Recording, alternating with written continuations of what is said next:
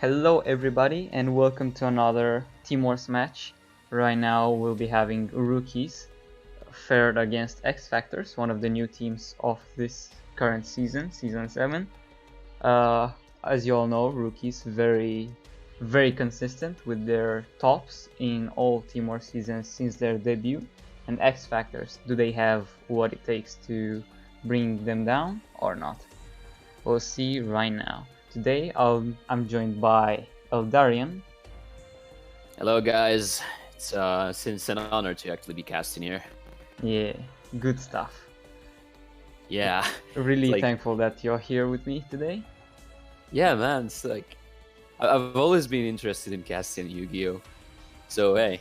Yeah, it's a very good I'm kind of leveling. Oh sorry. I'm kind of leveling up from like my usual streams because I've been streaming the RDL streams for the RDL Discord server, but yeah, let's see how this goes.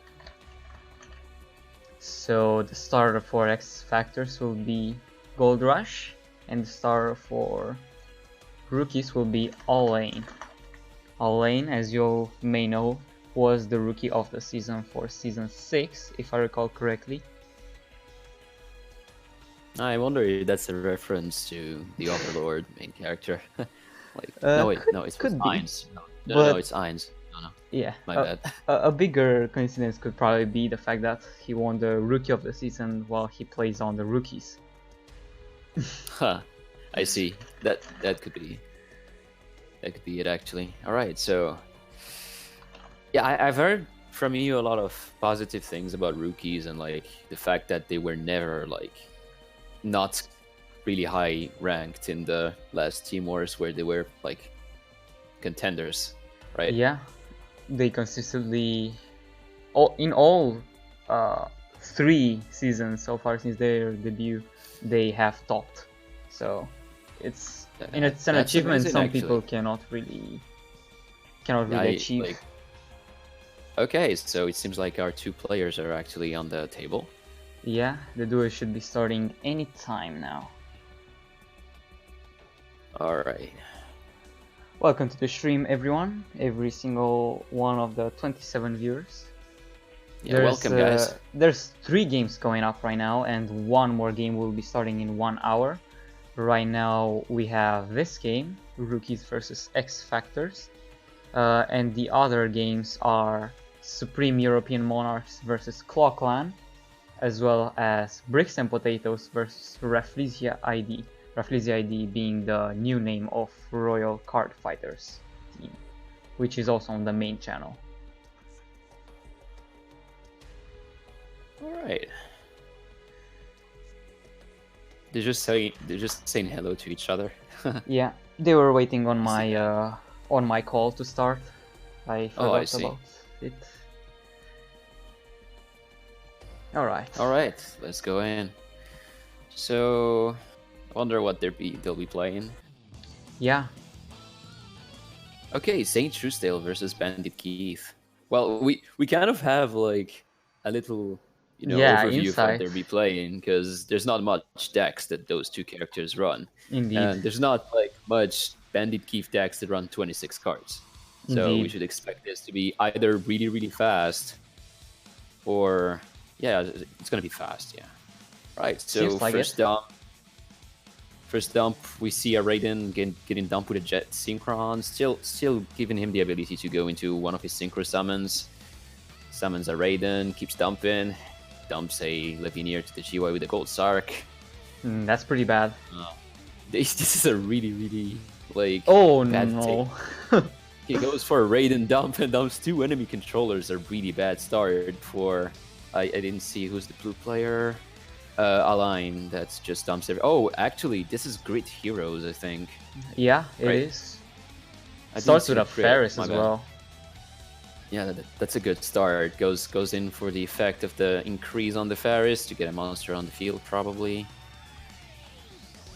Is he gonna go for game?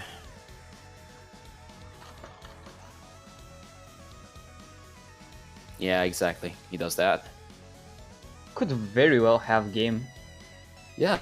Even with the Demolicious in the grave. which could give him a Give third him- body. Third body automatically means a 5,000 beefy. Could very well be one. Yeah, definitely. Yes, Even let's see sets how up this the goes. Celestial draw for a potential next turn, if he even needs one. Oh, I think he's gonna go all in. If he doesn't have the poly in hand, he's gonna banish the Celestial. So depends on what he has in mind.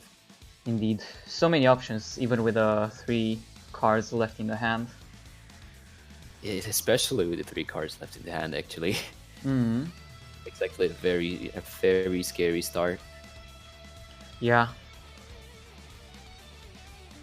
But we do know that R2. Thunder Dragons could have the potential to Sphere recover Karibo. immediately. But Yeah, how exactly. would you recover from another very good hero monster being summoned, which is Stratos? Okay, Stratos. Okay, so I think he's going for Plasma. Yeah, You think indeed. he's going for Plasma?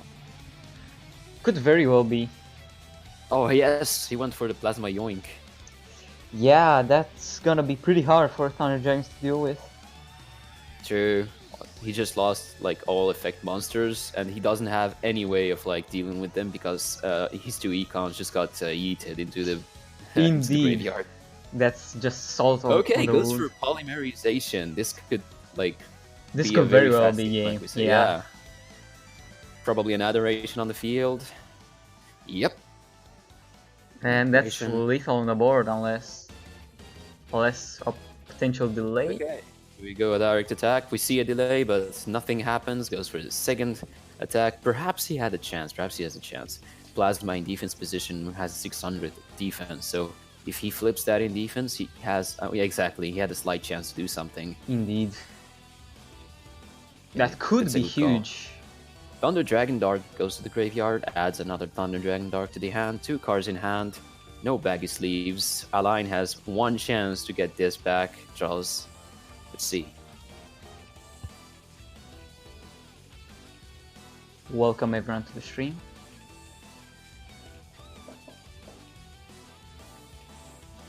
They having a staring contest. Align is like You'll get used Align to is it. like thinking about this. Yeah, thinking pretty hard, but he has to assess all of his Yeah, options. Actually, it's actually really problematic because like if he does any kind of like mistake, Adoration is gonna finish him off. Yeah, as if Plasma wasn't actually enough. Yeah.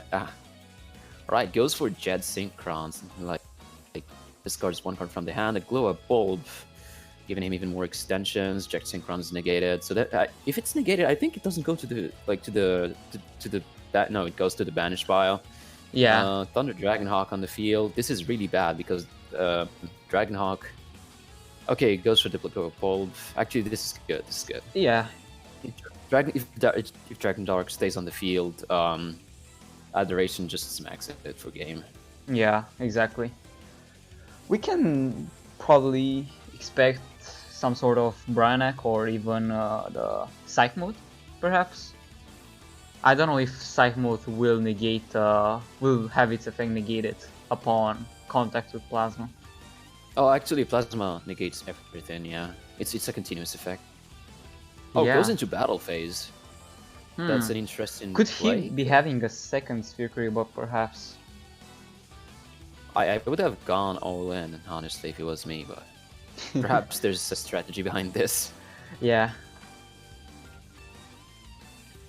Go all aim. Goes for battle, and the second Sphere Karibo gets activated by a line that is probably gonna steal this. Okay, with a single card in hand, he can easily set up for a no TK using Bryonak, the discard, and the Dragon Dark Surge for his actual Thundra boss monster. Yeah, I think that's what's gonna happen, honestly. Yeah. Dragon Duo is just game. Yeah. Dragon Duo into a bounce. And grit. Oh, actually, no, he can grit. Oh yeah. But I don't see him coming back from this easily. Right.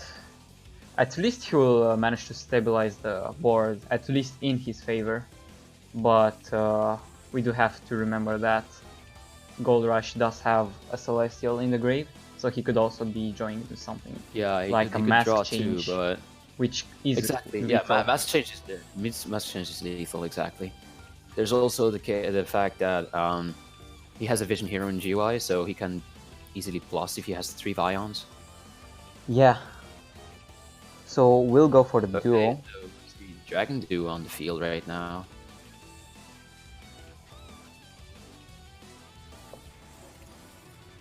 Okay, doesn't go for the bounce. I think that's a third Sphere Karibo, unironically. Could very well be. He goes for the banish, banishes an econ for Dragonhawk, probably expecting to recover the Vision Hero increase gets added to the board.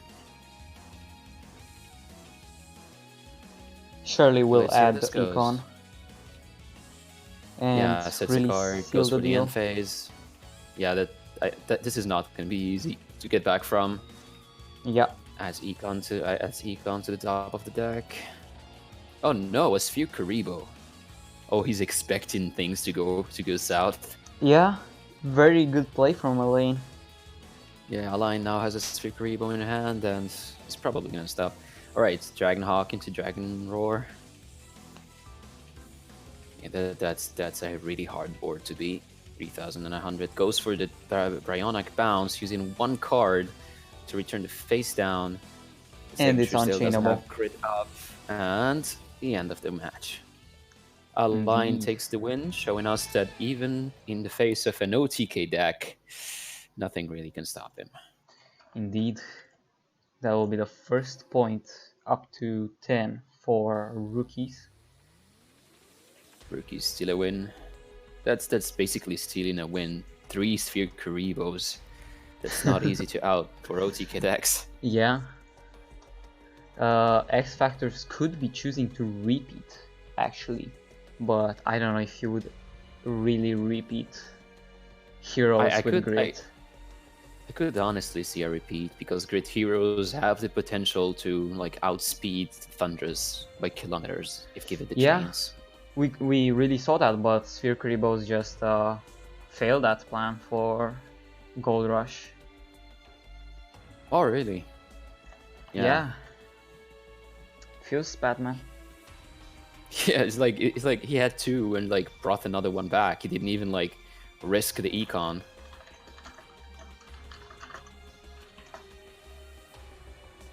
Okay, anything can be played, honestly. Yeah, maybe his second deck could be better. Who knows? Yeah.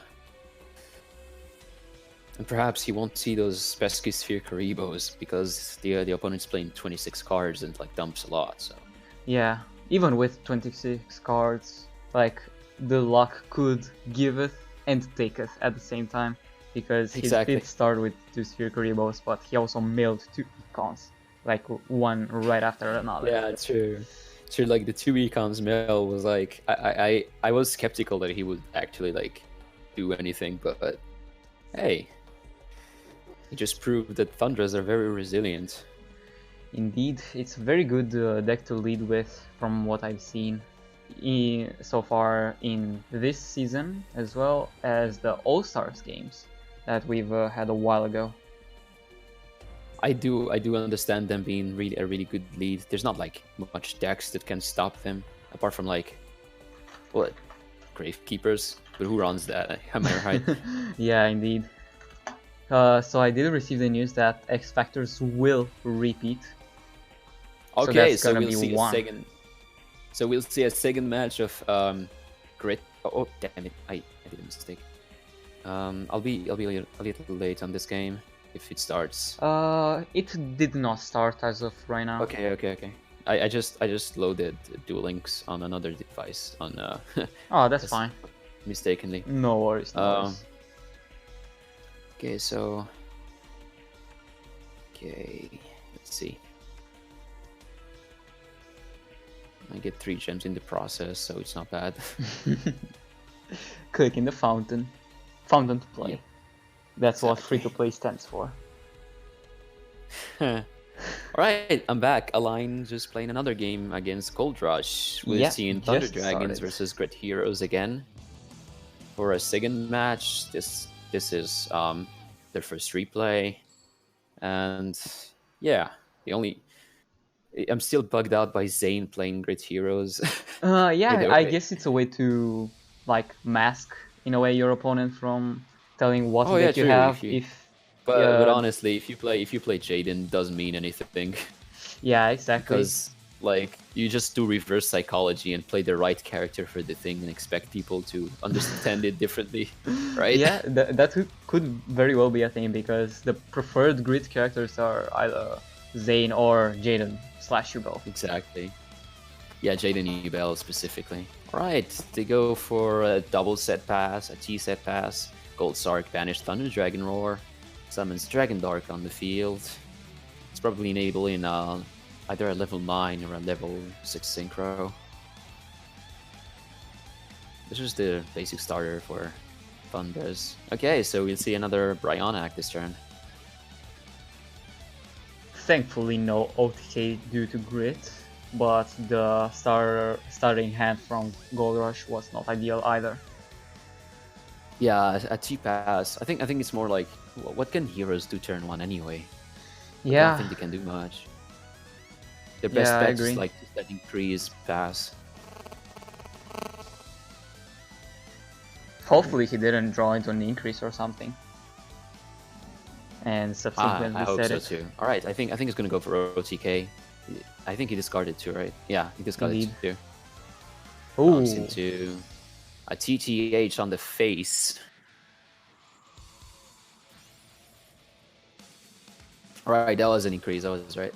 That's an increase set pass. Goes for Glow Up Bulb, summons dumps a Levianeer on the field, attack position, Glow Up Bulb, Thunder, Dragon Hawks. Sent to GY, brings back the Dragon Dark from the banished pile. Goes for a Dragon Duo and a level 7 body. He's still into the game. Goes for game with that on the field. And nothing in his hand. Very risky. That is... Actually, no. Oh yeah, it's lethal. He's gonna finish it with the bulb. Yeah. Oh well. That's a shame. That's a big shame. Yeah. Right, so align OTK is the OTK deck on turn 2, showing that again Thundras have no issue OTKing. Yeah, that's gotta hurt Right. for X Factors, considering they did spend a repeat on it. That hurts. Yeah. That's how our heroes get smacked out of the competition. Yeah.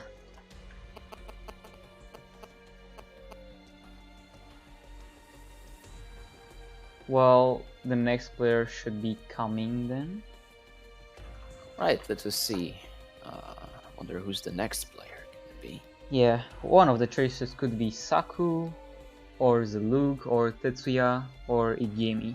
Tetsuya, I believe, was a previous player for Animal Place, if I remember correctly, which has sadly disbanded. Or should I say probably rebranded into Diffusion, who has played yesterday and has won against Armades Army with a scoreline of 10 against 4. So far, the most decisive 10 win. against 4. Yeah. That's really, really strong. Indeed. They kind of farmed some of the round differential off of that fight. I see.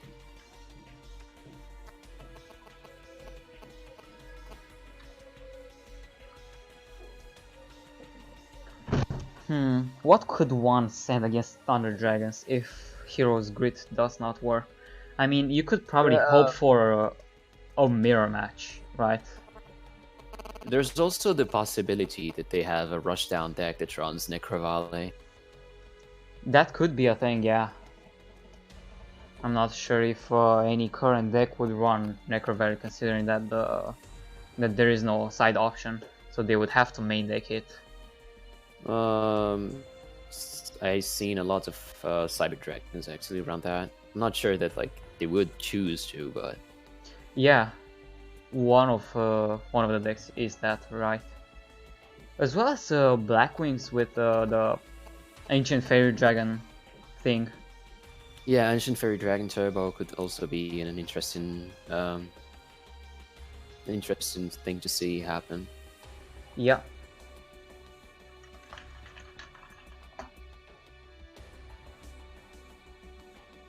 so we do see someone joining the room. Will be Zalug. Right, so Zalug. Don It's Zalug. really... It's been a while since I heard that. It really has been.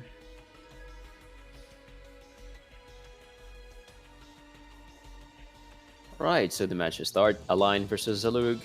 Thunder Dragons versus a mysterious opponent. They have what they need to beat the unbeatable Thunders. We'll know in a minute. Alain's first turn. Seems like know what grows in the graveyard. Not like it would be any relevant. Oh, what grows in the graveyard? Oh, no, it's not, actually. Yeah, none of that. Oh, All but right. will be a Lancia. Lancia negates. Actually, it doesn't negate, but like, you know. It fizzles, so to say. Yeah. Yeah, that's very good actually, because it just killed Alain's whole turn. Not like he wouldn't do anything regardless. It just doesn't let him set up this turn. Alright, Shiranui, the top enemy of every deck ever this season. At this time in Duel Links, goes for a level 6. Shiranui Samurai Saga on the field in attack position. Sets his GUI, sets a single card, goes for battle phase and attacks the defense position monster, which probably is one of his level 1 tuners. Yes. Indeed. Jet Synchron goes to GUI. Alright. That's a decent setup. Anything goes. Alright. A second Gold Sark. Oh no. And a second Lanceon stops him from actually setting his board. What a shame, and a God Hand against the Thundra player. Indeed. What's gonna happen now? This is actually like interesting. Yeah, I don't know what else Alain could do.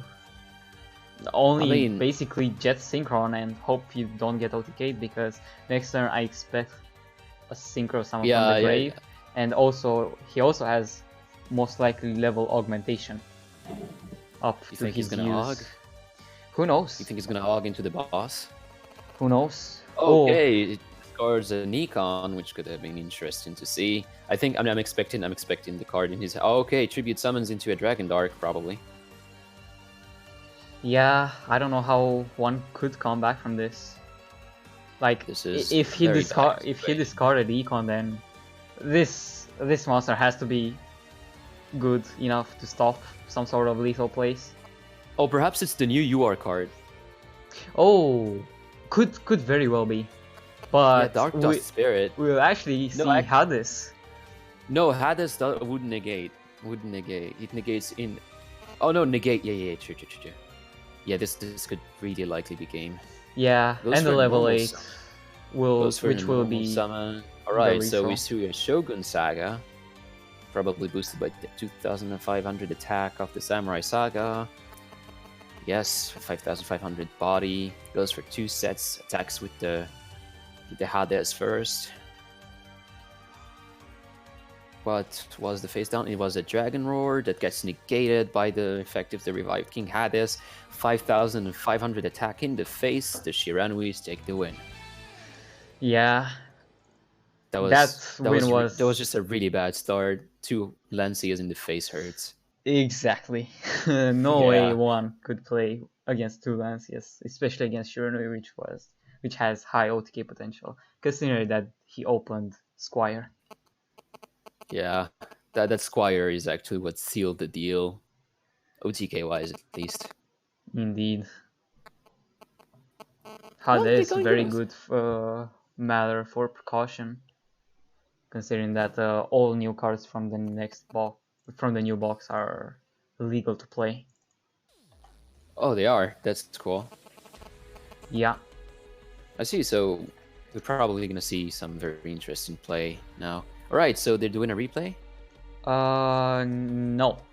They cannot replay because the player already has had wins. Oh yeah, it's. I see. My bad. Nah, no worries. We will see Shizu, however, so we could potentially be seeing a So no mirror. mortals can resist. Yeah, that could also be the mirror, honestly, yeah.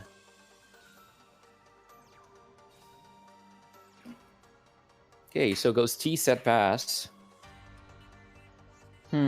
Not ideal unless the face down could be a Fiendish Chain.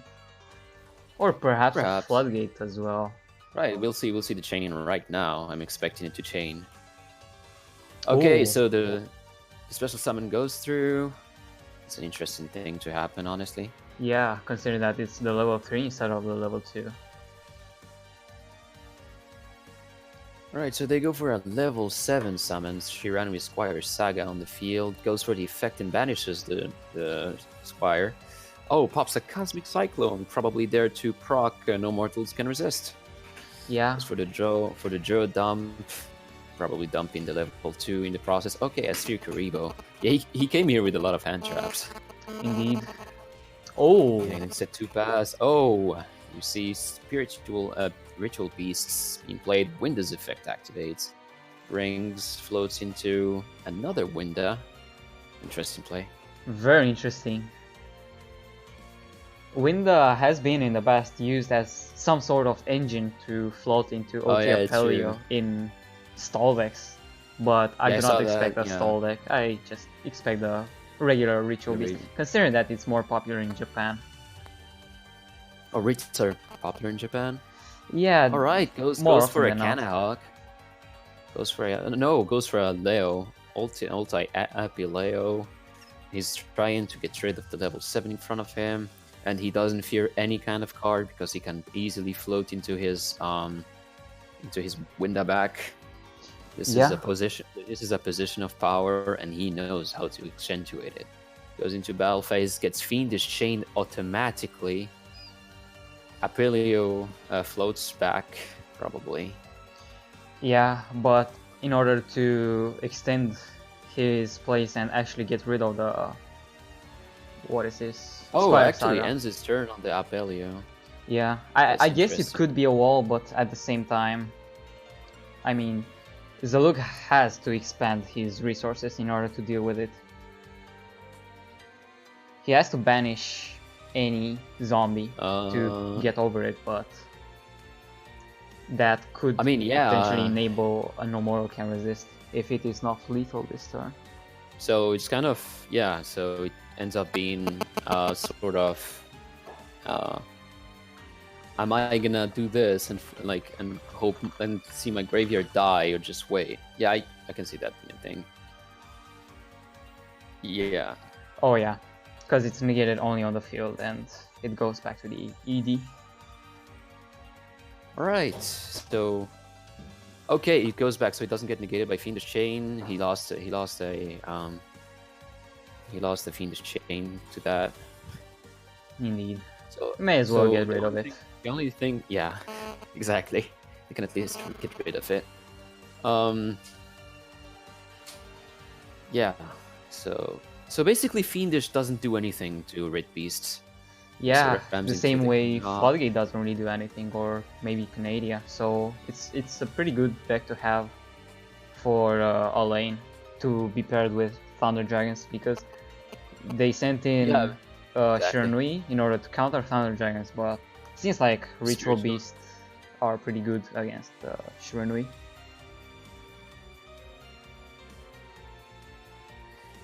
But at the same time, like, okay, continue. Sorry. No. That's okay. That's okay. Right. So Kanahawk's effect activates probably. I wouldn't see why someone would summon it in attack position.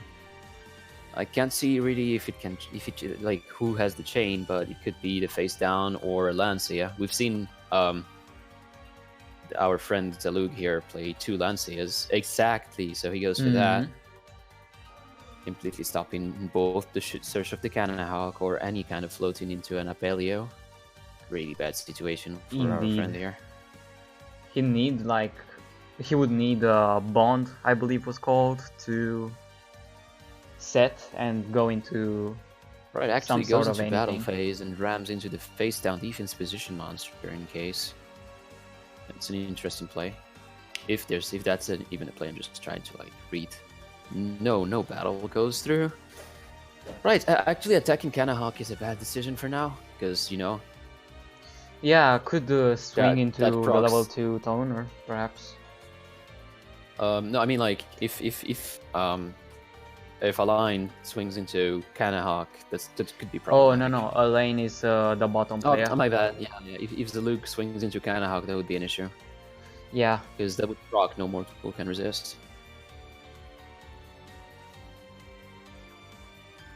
Even more so if the face down is the level 2 tuner. Alright, so two set, passes into battle phase, attacks the Kanahawk, procs no mortals can resist on purpose. I think he knows, I think he just... Yeah, at the moment seems like it doesn't really hit anything, but I'm pretty sure that face down could be the level 2 tuner. There's no other monster you would set. I don't know how fast... I don't know how fast what is it called? What is his name? Okay, goes into a null-type Kanahawk, adds a card to the hand for a banished card to go back into the GY. Yeah, the usual Ritual Beast combos. You all know it. Yeah, the usual Red Beast combo. Change the Kanahawk, brings back a Petalfin and the Lara to the field. Right, so Petalfin is on the field. So that means we're gonna probably see a banish 1 for bounce. Yeah, unless Zaluk has something to say about that, considering that he has 2 set cards. We have seen Finish Chain from him before. Yeah, and perhaps the card in his hand is a Lancea, so he's ready to take that on. Yeah. Yeah, so Ritual Beast return to the hand. Could be setting up for an OTK. Even more so with the Elder being banished. Yeah, an Elder banish is something that could be scary. Especially knowing that the Ritual Beasts are not affected. Okay, a second Kanahawk. I'm gonna go for other searches. I'm assuming he'll go for, I believe, Bond was the quick play, other quick play spell card.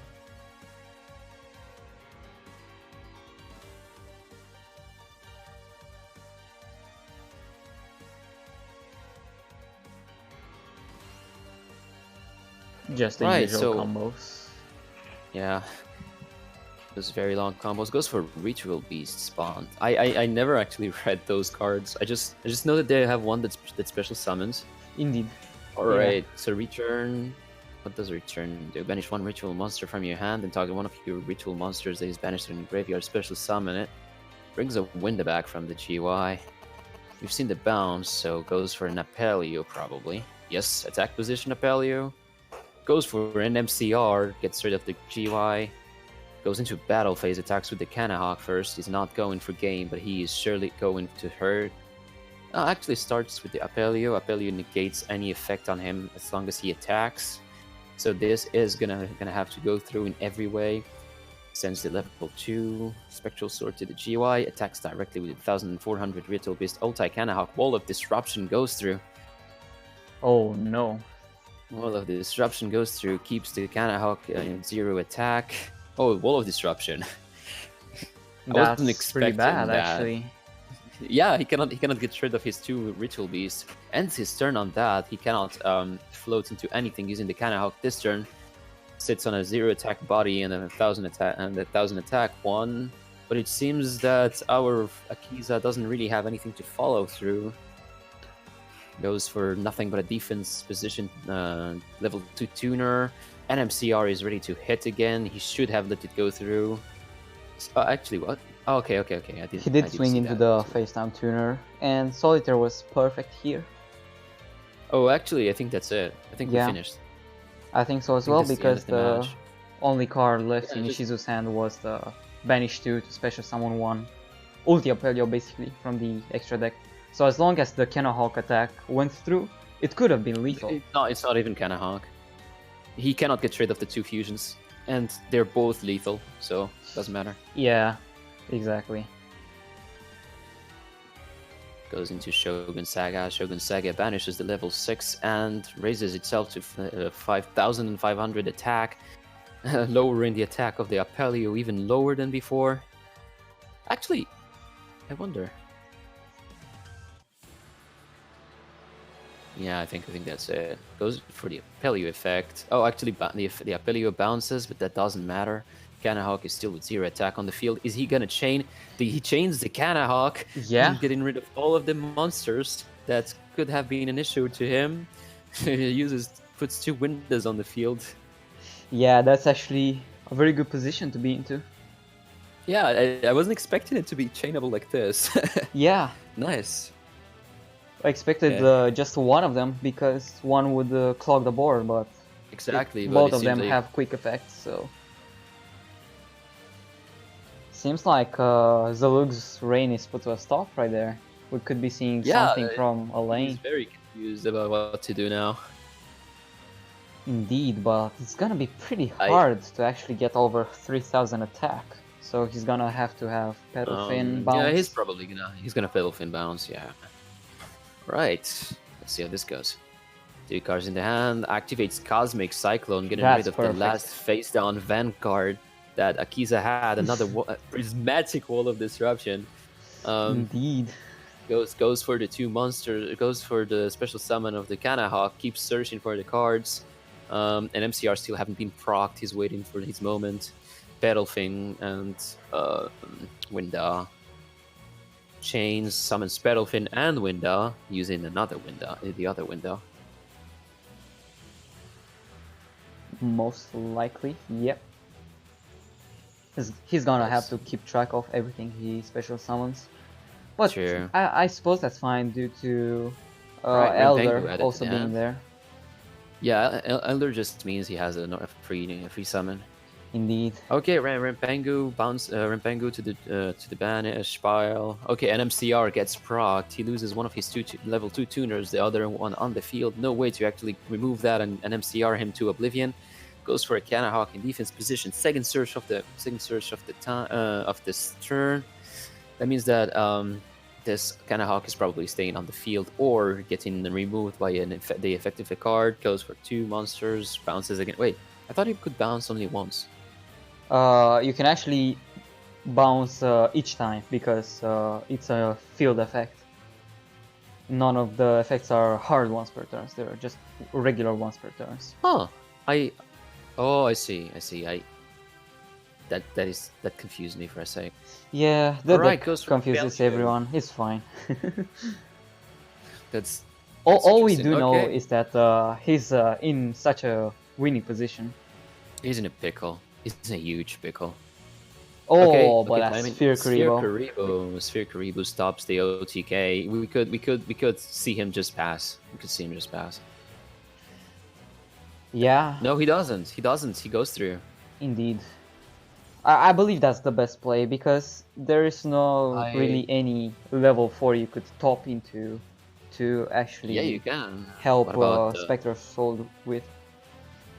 Actually, Esquire could be interesting.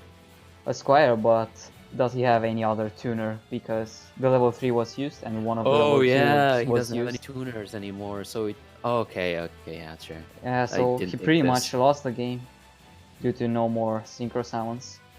So this face down card has to save him, but I don't see that happening with Parafin's effect being activated. And here we go, the end of the line. Rebellion's effect activate banishes a monster from the GY, raises the attack to 2300. 2 cards go out, and Apelio on attack position to the field, flips the Apelio in attack position and goes to game. Yeah, that's pretty much masterclass from a lane. Yeah. Good night, sweet prince. Yeah, very good recovery from the Ritual Beast player. Yes, Alain steals his 4th win in a row against X Factors. Actually, yeah, his 3rd win. He lost yeah. one, my bad. Yeah, it's fine.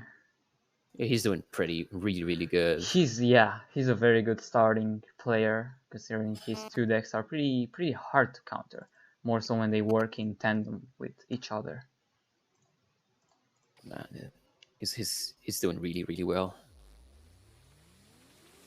All right, so I wonder. We're probably not seeing a repeat, so I wonder what the second deck of Zalug's gonna be. Yeah, it has to be something that that keeps Ritual Beasts in check, hopefully.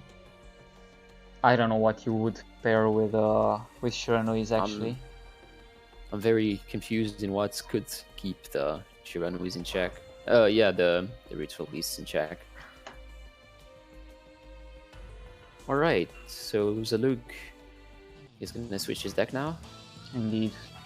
We will see Alexis Rhodes for the character. With Elaine going first. Oh, it's the glitch. It's this is a room glitch basically. Whenever there's a longer delay on the starting screen, on the tip screen, and on the right side on the dual log, one of the players has 0 life points. We call it the dual room glitch. Did you get inside the game? Because I see nothing. Yeah, that's the glitch basically. One of the players couldn't have entered the duel, and the other player received a communication timed out. So the duel is to be restarted. I see.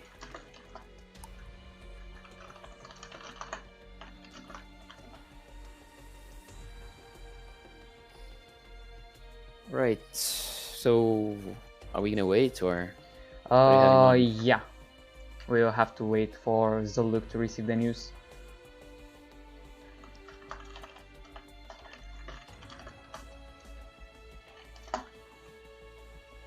Okay, it's back on the table.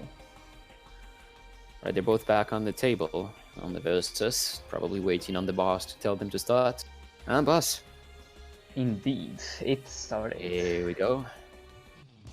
So let us spectate this match.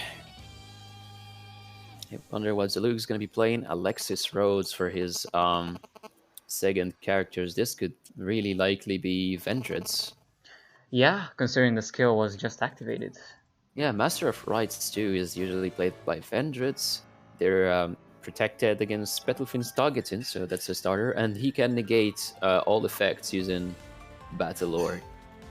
So yeah, that sounds like a good counter, actually. Yeah, I'm actually surprised that they thought that deeply into their deck choices, considering Vendred has seen little to no use at all in at least Team Wars matches. I see. Yeah. Or just generally as a deck. They're a pretty good deck.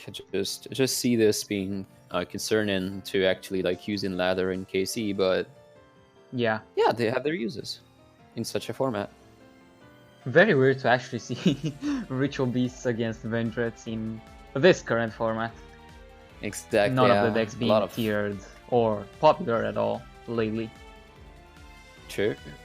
Okay, so he goes into a Canahawk. No, I think can Canahawk even surge? Yeah. The regular Canahawk, no, but the old. The old. Yeah. I mean, old tech Canahawk. I expected a surge bounce, but we didn't see that. Okay, Ritual Beast return. Probably going to extend. Yeah. You cannot really do anything with Winda on turn 1 except setting her, so banishing her is pretty good. It just gives you more banish pile fodder. Alright, so not only does he have a banish pile fodder, but he can Canahawk back into his window. Yeah, it's a pretty good turn 1 setup, if you ask me. Yeah, it's a full board. What can out that? Nothing. Not sure. I think. Oh, actually, he goes into something else. He goes into the Battlefiend, sets a card on the field, ends his turn on that. I mean, battle Vendreds don't really have anything that big of an attack, unless he's running the Synchro variant. Oh, we can see 6 cards in his extra deck, so that could be that. If it's not really a a bluff. Yeah. Okay, so Vendred Executor goes to the GUI. Or Executor for that matter. Yeah. Executor is a good choice. He doesn't have anything to actually deal with him. Okay, defense position monster into Revendred Origin. Goes for a Cosmic Cyclone on the Ritual Cage protection. Let's not forget about NMCR. Indeed. Still a very problematic deal for our friend here. Okay, summons Executor on the field, uses Revenants. Okay, actually Executor's a good deal, but he's no longer protected by the Ritual Cage effect. That's the concern he should have right now. Because Battlefield can bounce it like anything else. But hey, he can at least... He can grind a little more by going into... Wait, what? He's not gonna... Ah, He's yeah, gonna you can target that, right? force I think or he not. cannot... Oh, okay, Oh Apelio yeah, does this. it was in the damage step, I assume. Well, he could have banished this. Or at least force the ulti Barofin change. Yeah, I'm very confused by this choice. Perhaps he has something in mind. Oh, I know what he has in mind. He just negated his NMCR proc. Oh yeah, that's pretty 200 IQ actually. Yeah. I would have thought of it this way. So he wanted it to be protected. Yeah. Smart. Well, we'll be seeing Ritual Beast pop off once more, I assume. There's one Origin in the grave, but it won't be of any help actually, when is Battlefin Battlefin in the banish pile? I do not think so, actually. No. I think he's gonna try to like banish the Battlefin. Yeah. Like nothing really hurts him. Apelio is on the. He's in a good on it, but position. there's nothing that you. Yeah, exactly. He has to search for Battlefin because Revenge only works for the special summon monsters, as we know. Exactly. So he needs to normal summon the Battlefin if he wants to get a free bounce, but I don't see that happening. Yeah. Okay, ends on the Battlefin actually. Executor's effect activates, targets the Battlefin. Battlefin bounces back to the extra deck. Put in Winda and Elder on the field. Okay.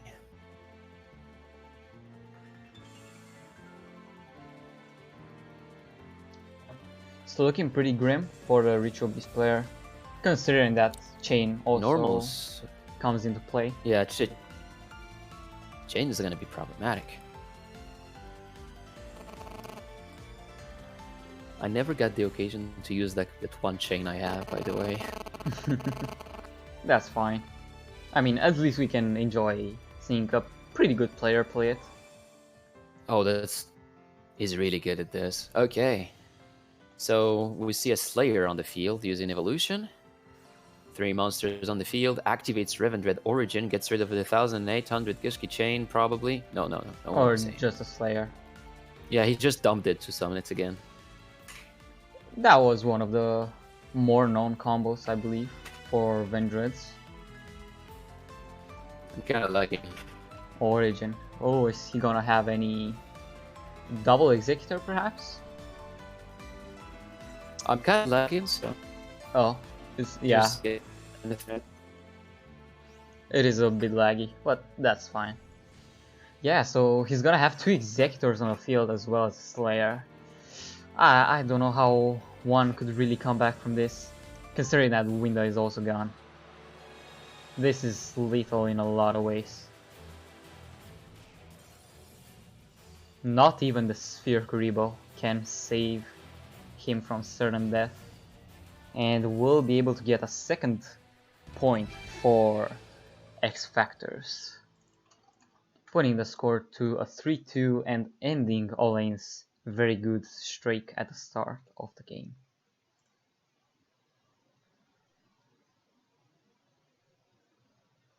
Had a very good run considering his decks were Thunder Dragons and Ritual Beasts. Also, Olane, if you don't know, was the Rookie of the Season for the last season. Meaning that his first season was Season 6 and he has had a very good performance throughout the season as a new player in one of the most consistent and prestigious teams in Team Wars, which is Rookies.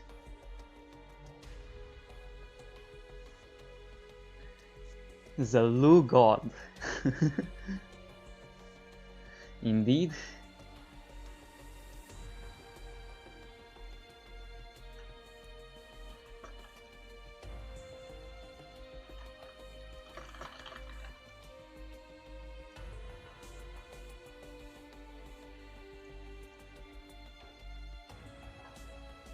Okay.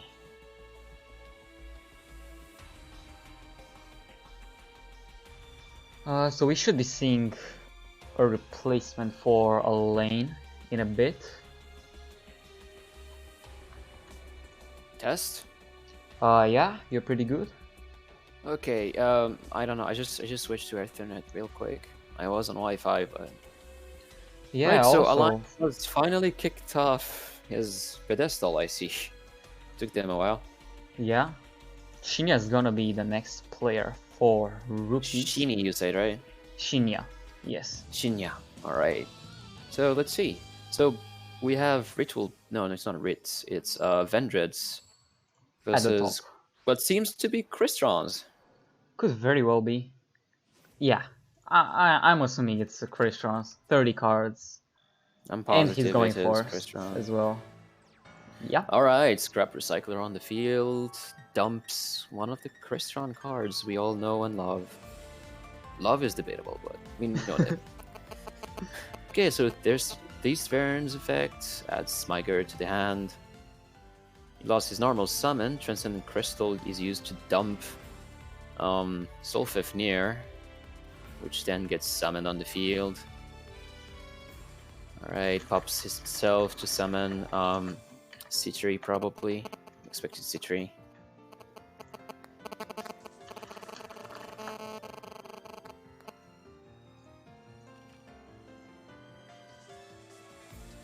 Yeah, a lot of big brain decks coming from rookies.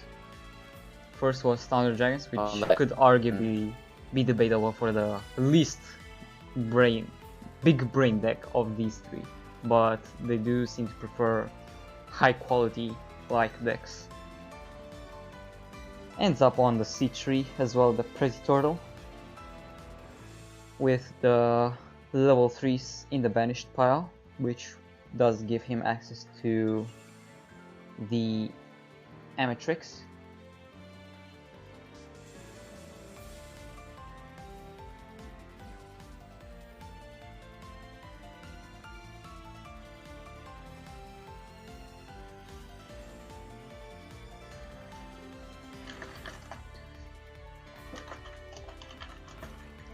Why is Discord so laggy today?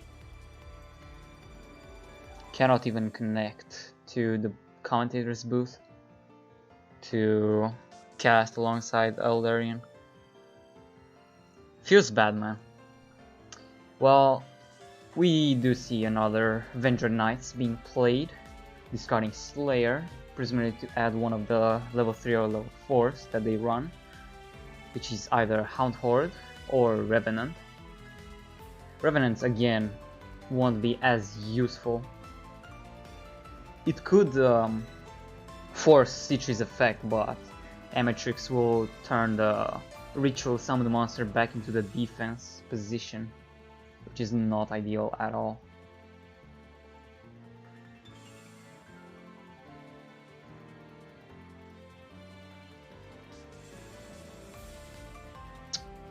Yeah. Alright. It's fixed, I think.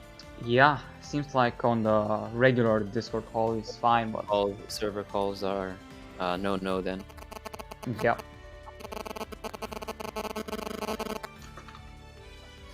Right, so they're having a staring contest for me. Yeah. Oh, phone. I wonder what's really happening. Debating about which card to add due to Knight's effect. Yeah, C3 is a concern, and usually like Revendreads follow that thing about zombies having 0 defense, so it could be lethal for them to get hit in the face by a Crystron Amatrix. Okay, goes for a set pass. Actually, no. Goes for Read Spell and Revendread Evolution, probably on the face down monster. Hopefully a Revenant. Yeah, it's a Rev. Actually, Rev and Rev into an Executor. One of them being Prisma. Oh, what a beautiful card this. Goes into battle phase. Citri's effect is probably going to chain to this attack. Doesn't want to lose it for free. Mm-hmm. He's thinking about it now. Well, He knows there's something he behind ultimately that. has to do it, right? Yep. Okay, goes for it. He goes for it. Scrap Recycler and Citri, probably into an attack position Amatrix. Oh, chains the Executor to the special summon Citri. Oh yeah, that's actually very good. That's He- smart, yeah. He had Oh, that to do the Wait, what? Citri play, I think, soon as the ritual spell was revealed. He wanted to like get it in defense position. Perhaps. Okay, attacks again, keeps his board pretty empty. Crystron Impact brings back the Citri to the field. He can still go for a Synchro Summon this turn. I think. Or no. is it main phase battle phase only? Yep, Let me see Citri. just main and battle. But he does have 2 impact, which is just as good. Actually, he can set up for something even... No, wait. He cannot be targeted, I think. Yeah. So yeah, he's gonna have to get rid of it the good old way. Indeed, the regular Synchro Summon into Amatrix. By beating it to the face with an Amatrix. Amatrix's effect activate, brings the Executor to defense position, 0 defense, not protected by Origin. That boy is going down. Alright, banishes the Thist variant. How can you say that? Theistvern. Okay, Theistvern. Right. Theistvern or Thistvern, I don't know either. It's just like Smigger or Smigger, I guess. I would say Smigger because it's an I and then Y so Theist. Yeah. But yeah, it's kind of a debate. Yeah. Gotta look for how they say the rock that they're like inspired from. I mean, Solfnir is Solf, Amethyst is Amethyst. Thistvern, I actually don't know. It does look like Amethyst. Yeah, I think it's Amethyst. Like, cause like Crestrons are like just minerals sort and of gems. big robots with small people inside of them. Oh. Yeah, so that could be it. Right, so we see Smigger add another Crestron impact to the hand. He's like uber protected now. It's not. Oh, actually, what could have happened is like last turn, if he had activated impact before, I think he could have negated that banish. I think. Yeah, I'm not actually sure. Really? Did he have toggle off or? Because he could have negated that. No, he didn't have any. He didn't have any impact in the GY by the time he banished. He used the impacts in the end of the turn. Not on the first one, on this one for C3 banish. Oh yeah, true. My bad. Yeah, true. All right, so I think, or was it on purpose? Perhaps. Could also have been toggle off because there was no delay. All right, Cosmic Cyclone comes through, removes the Ritual Cage. One less card to deal with. Well, a very important card in this matchup. No targeting is possible. I think I saw an evolution, by the way, so they'll be protected by popping. If he also has an origin, that's... There you go. That's very good. He's gonna be able to do a second ritual summon after the an origin. Executor. He's gonna dump something from deck, probably. Oh no, he banishes one of his Revenants. That's fine. The Slayer searches, so... Perhaps an Anima? No, another Evolution. Perhaps he's setting up yet another Synchro. Because, I mean, Ritual, because he has now 3,000 life points, so that means that if he doesn't do anything, he just loses. Yeah, well... Amatrix will be able to float, I suppose. Oh, true. And he still has a Crystron impact, so he can, like, just stop all of the attacks this turn. Yeah. Say nothing displayed, at least for now. Well, he will be able to get the Executor lock, but I'm not sure if that means anything in the grand scheme of things. He will be able to sit on 3000 attack, but for how long? Yeah, you know? and he cannot get Black Rose, so that's a plus. Yeah. And I he is think. in a card disadvantage with the deck at least, so. Yeah, he's gonna have to recover and go into Battlelord, but if he did have it, he would have had it on the field by now because he mailed the Executor with Slayer's effect instead of So a an idle Battlelord. turn. Goes for the field spell. I think you're right, he's milling for the Battlelord. Has Hound Horde to the hand. He's fearing the face down. Ends the turn on that.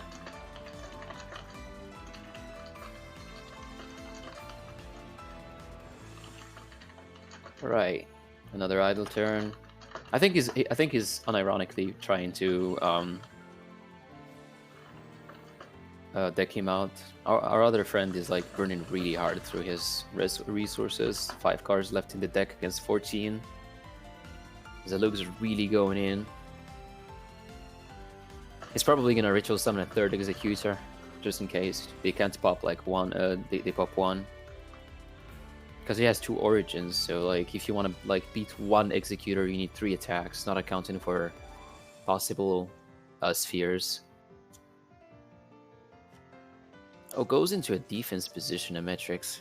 He's probably trying to bait into an attack, but he does know that. Both of them know that there's an impact face down. Yeah, it's an impact. It's definitely an impact.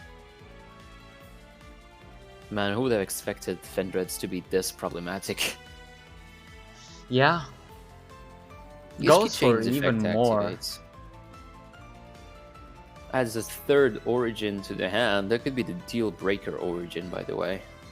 Yeah. Yeah, no, he has no way of beating him now. Yeah, 2 cards left in the deck is a concern actually. Venture Chimera. Chimera? I mean, Chimera has uses. Yeah. Just way too niche. I would have rather expected a Battlelord to put an end to this. Yeah, exactly.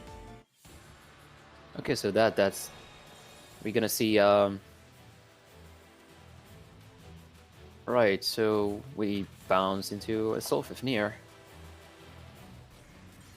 Okay, it's still lethal. Solfafnir's effect activates, brings a C3 from the deck. Oh no, actually a Thystern. Beats that. That's interesting. Okay, goes into Crystron Ryan. Oh, just ends his turn on that. I think a Passiortal is like banished, right?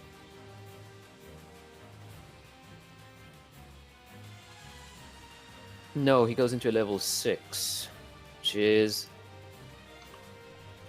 a power in Zektron. He's just stalling right now. Ends the phase. Yeah, he's stalling him. Goes into Passiortal, summons Thystern from his hand, ends his turn on that. He knows that he has the advantage. He knows that his opponent has burned on his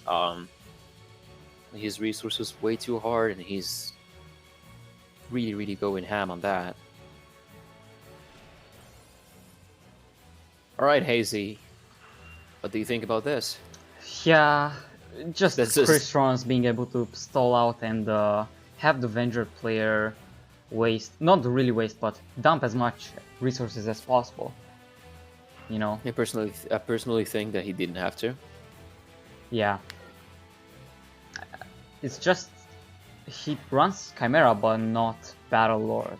Battlelord is a game winner in some decks, but I do really strong. Yeah. Yeah, I do understand where he's coming from, and it was a kind of good deck. Like it did its job by getting rid of the Ritual Beasts, and Ritual Beast was an unlikely match to win for Vendreds. So I suppose he did his job. Went 2-2, stopped all lanes streak.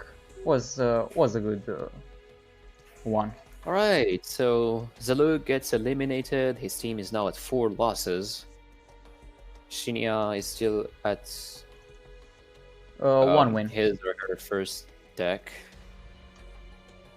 Yeah, so let's just think about it. That means that our friends from Rookies have now 4 wins, while X Factor stands at 2.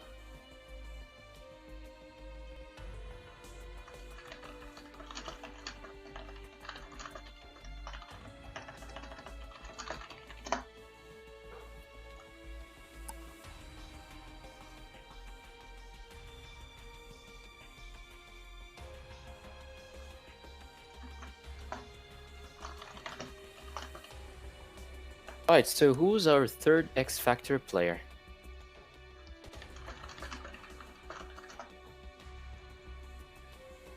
Not sure, but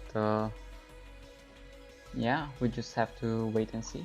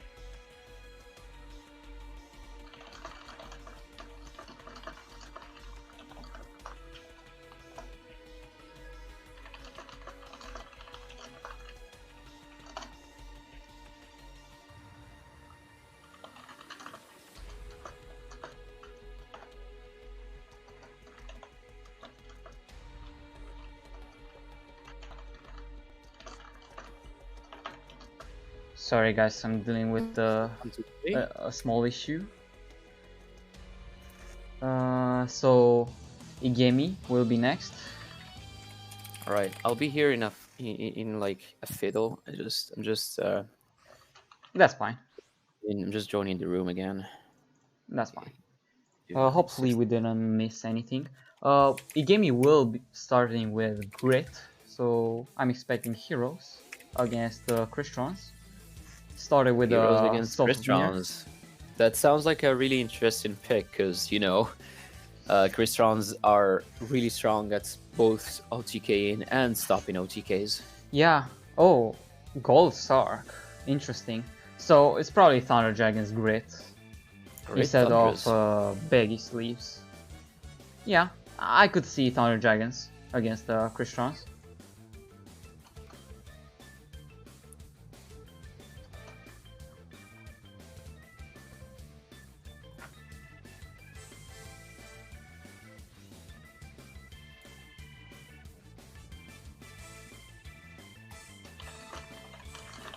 Right, I'll be here in a second.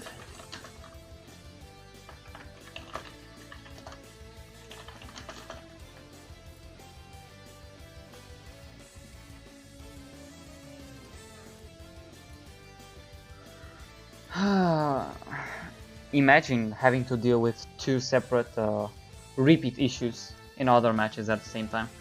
Feels bad, man. Oh, we're having a repeat? No. Our match is correct.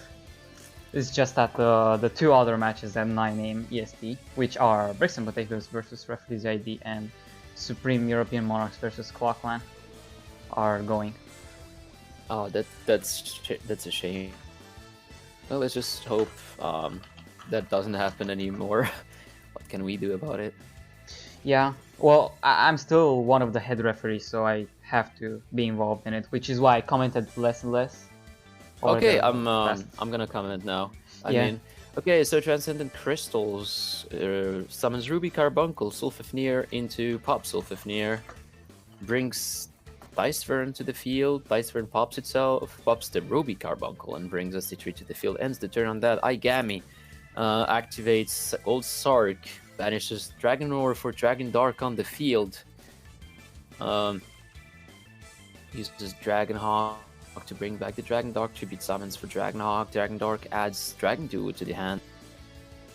Goes into battle phase. Citri's effect activates and brings Ruby Carbuncle to Synchro Summon into Omnitrix. Stops the monsters from getting destroyed. Tribute summon Dragon Hawk still goes through. This is an interesting play. Christian Smigger gets added to the hand. A Rosenix on the field. Smigger gets banished for Christian Impact to be added. Impact set. Goes into a normal summon of Ruby Carbuncle. Rosenix pops the Carbuncle, goes to the field. Goes for a level 7 summon of Samurai Destroyer on the field with Amitrix. Has the face down, goes into battle phase. Okay, I'm finally up with you.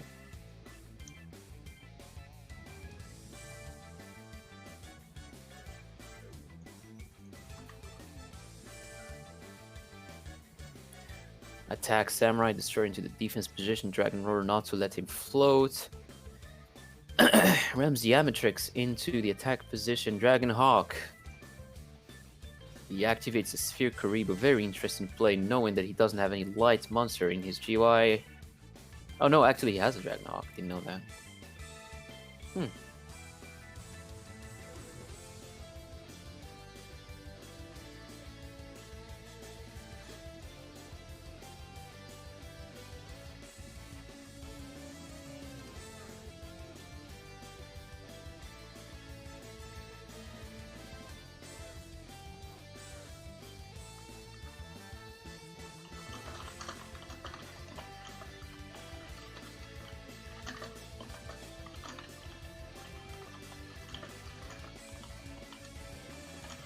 Alright, so we see a Dragon Duo on the field. Goes for a Dragon Dark and Dragon Hawk banish, probably using both their effects. Yeah, he does that.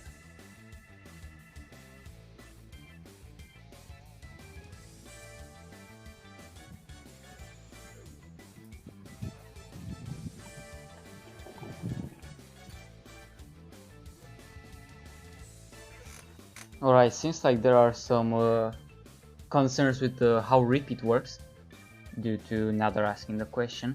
So basically, repeat, right, is a format mechanic that we use in order to, in a way, give a second chance to decks that are supposed to counter a striking deck if the counter deck has lost. So as a result, it only works on if you are 0 wins and 1 loss. You can choose to forbid playing your second deck in order to keep replaying the first one.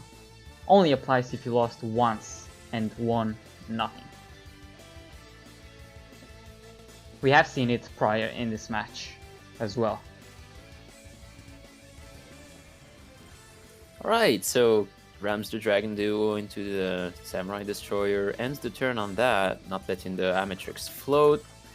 Banishes the Sphere Karibo and adds a Dragon Hawk to his hand.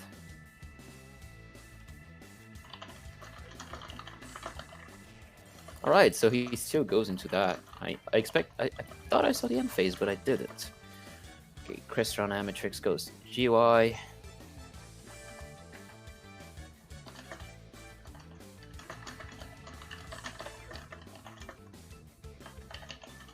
Okay, goes into Crestron Ryan. Goes into end phase. He loses his chance to use the Ryan for this turn. 3 cards in hand for each. A strong board. goes into Crystron Impact, doesn't do anything to the defense of the Thunder Dragons, which are both 0. Brings back Feistvern to the field. He is setting up for the boss monster of the Crystron's Quarion Gandrax. We'll see in a minute.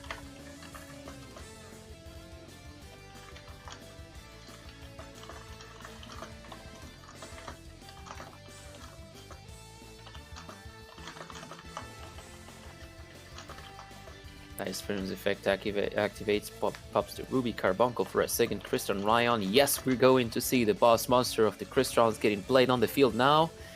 Here he comes. Crystron Quarion Gandrax in attack position. Banishes 3 of the monsters of the opponent. Probably the Dragonhawk. Perhaps. Oh no, goes for the Dragon Roar. Interesting play. Because now he's going to be able to float into a defense position. Dragon Dark. Pretty curious play. Dragon Dark shouldn't have anything to search to, so seems more than like a defensive play than anything. But yeah, I can see why he did that actually. It's more because let us all remember that like he was going to banish the Dragon Roar from the field, so it wouldn't have mattered if he banished more than one. Ends his turn without actually attacking, which is an interesting play. I would have attacked just to get rid of the crit.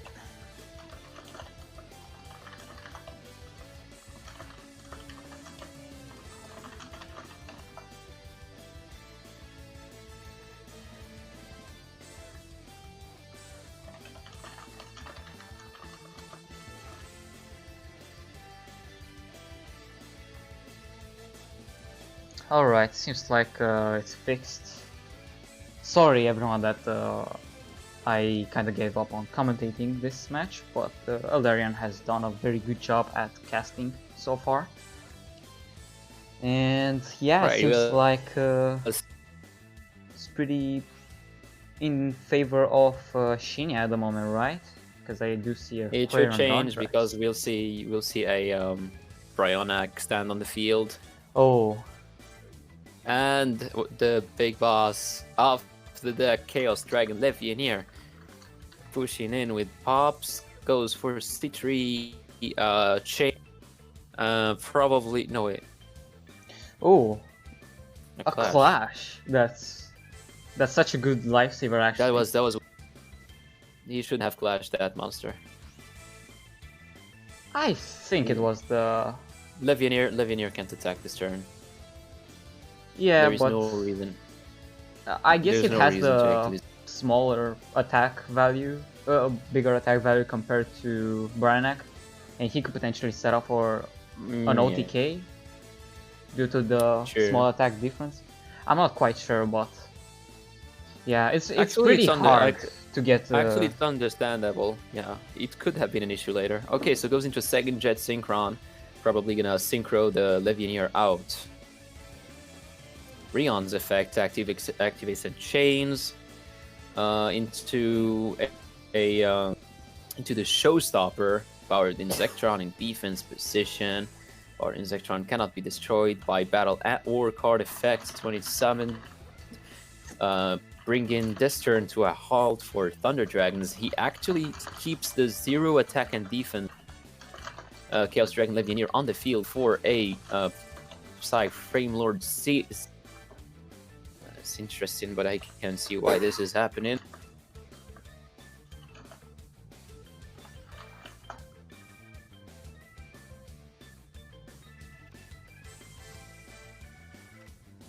Yeah, it's pretty hard.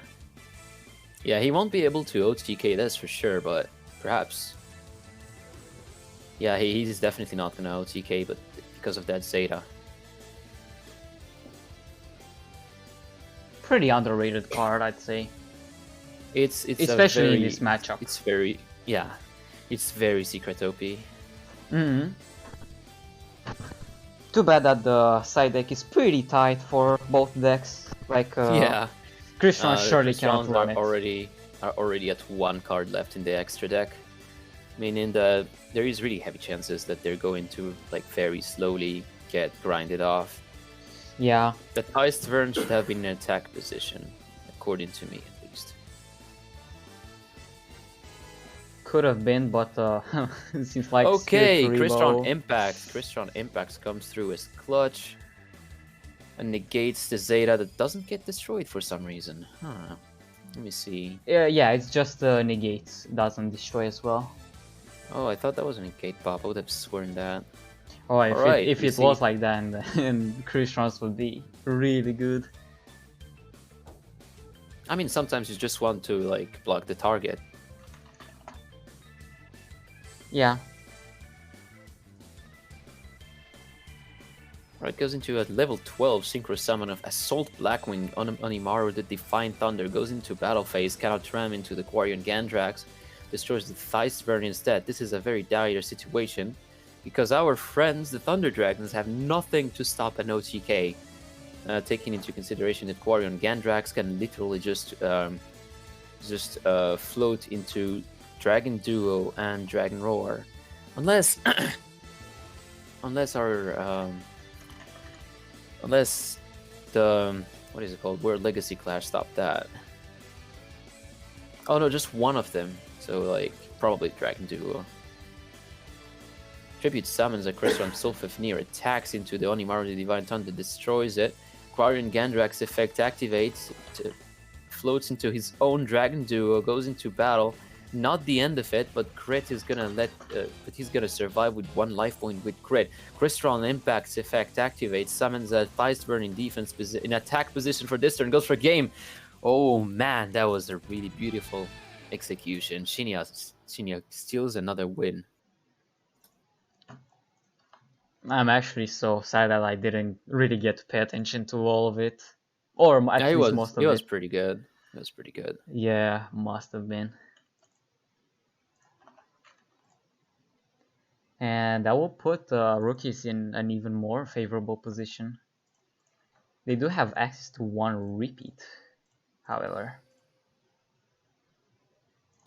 Yes, they still have 1 repeat. Perhaps we'll see Thundras again, but I doubt that for some reason.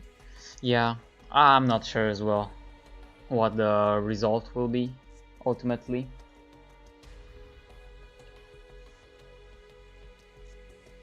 Right, so let me see what they do. That's interesting. Let's see.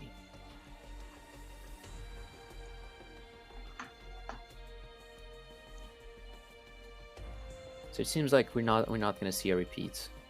Yeah. We're gonna see the second deck of the third player of X Factors. Of X Factors, yeah.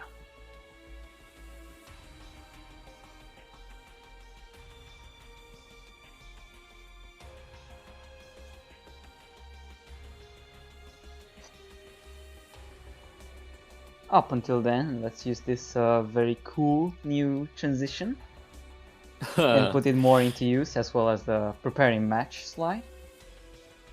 Well, it seems like the game already is prepared. It won't stay for long. Agami is back on the room.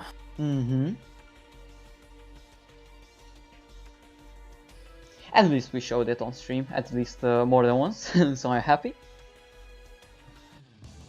Let's see.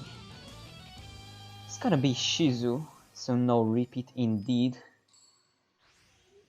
Well, I would also keep the repeats for when I have a counter deck that just lost. One thing that actually makes me think is that most likely we're gonna be seeing No Mortal Can Resist, which is a very good MCR counter against Crystron's. Yes. All right, Dark Magician. Start with a Magician's Rod in the hand.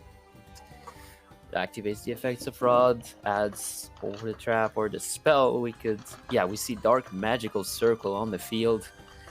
Right now, he gets ready to create his Unbreakable board. Okay, so it has an extra deck. So what do you think this is? Is this the Synchro version of the deck or the Fusion one?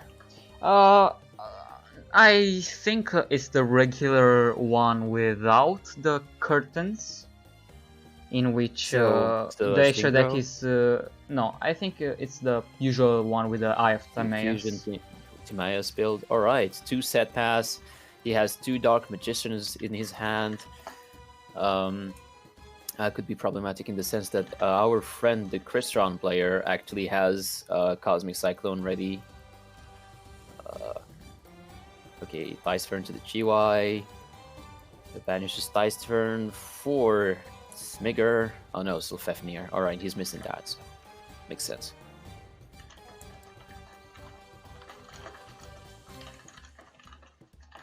Fafnir gets dumped into dumps Smigger into the GY, summons itself, and then pops. Let's see, he could pop Ruby Carbuncle actually. No, pops itself.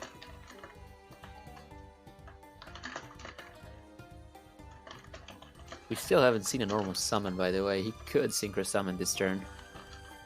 Like he goes for a Rose Nyx. Uh-huh.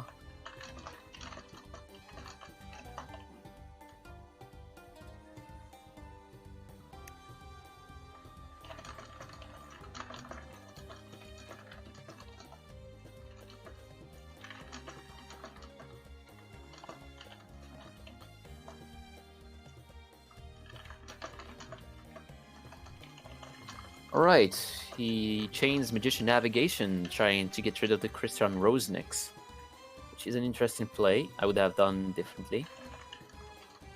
I'm not the pro player here. Kiku the Ghost Destroyer on the field. This is actually Kiku Turbo. Dark Magical Circles effect activate banishes the Crystron Rose Nyx.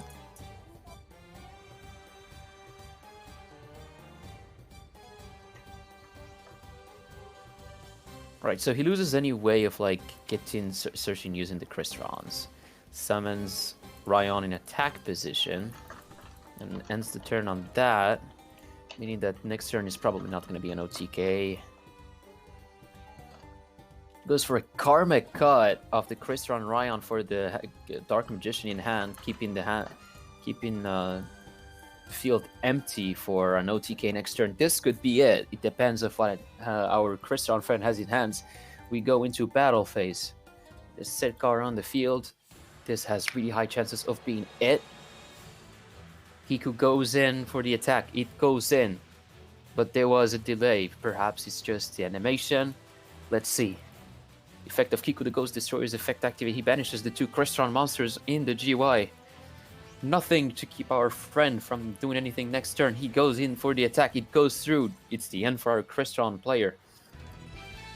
Igami takes the win, and I think it's a swap, HeyZZy, right?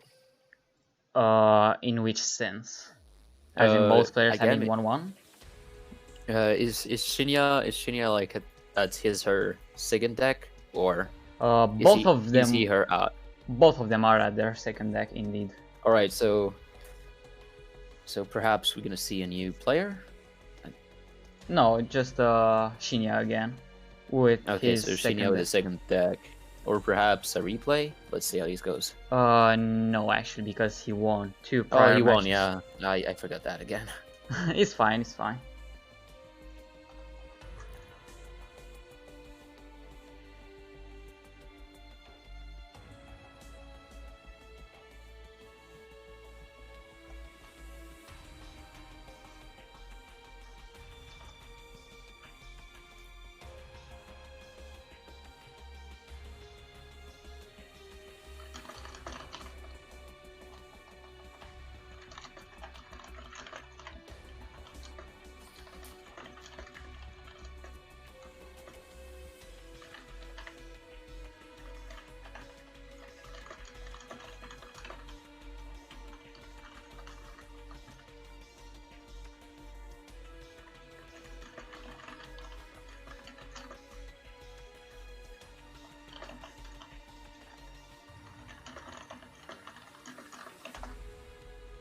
Alright, sorry guys that I'm pretty slow with the stream. There's just a lot of things happening in The other matches, probably. yeah. Yeah, I can see that being a concern. Discord is kind of buggy today. The game also has some issues. We've already seen a repeat bug happen to us. No, Alright. just a regular glitch. which is just I mean, as like, bad, yeah. considering that X Factor is a new team and may not necessarily know the implications of the glitch. Oh, I see. Yeah, perhaps. Some of their players are old enough to know, though. Alright, so Right. Ishizu ends on circle, 2-set pass. She's against Jaden, who's not running grit. I wonder what he's running. Perhaps Tided Binds? Alright, heroes, but with no grit. That's interesting.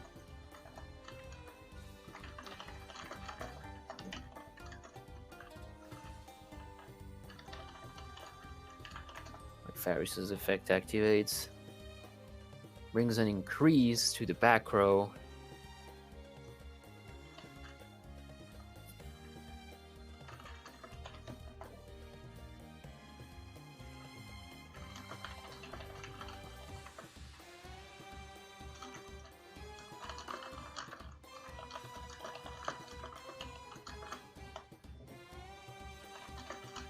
Okay, elemental hero Stratos gets summoned on the field. Gives him the ability to pop circle and another card. That is actually really bad because that will give him the ability to OTK in the best situation, in the best of the situations. Let's see what cards gets chosen. Perhaps there's another Karmic Cut face down, so.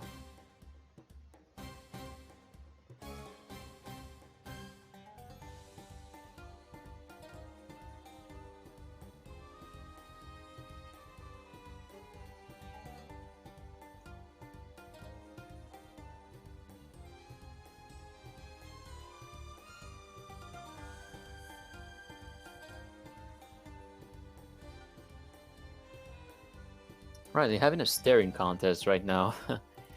Right, Magician Navigation's effect activates. Okay, giving him the ability to destroy both the circle and the other face down card. Vision Hero increase gets chained to Stratos. And the Cosmic Cyclone on the Faris, on the increase.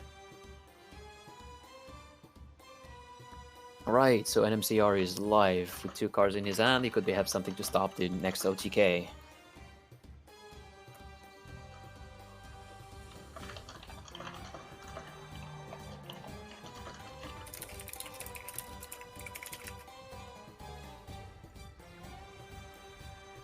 Right, the defense position Dark Magician. He's ready to stop an OTK if it ever happens.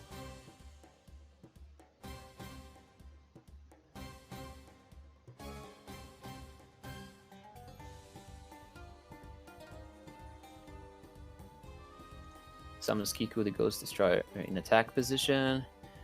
Circle gets popped.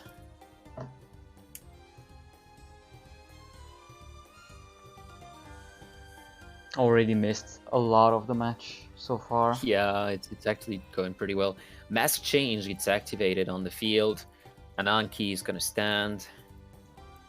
He's probably gonna go for the Kiku to let Celestial go through. The Tide that binds on heroes. Master Anki goes in for the attack.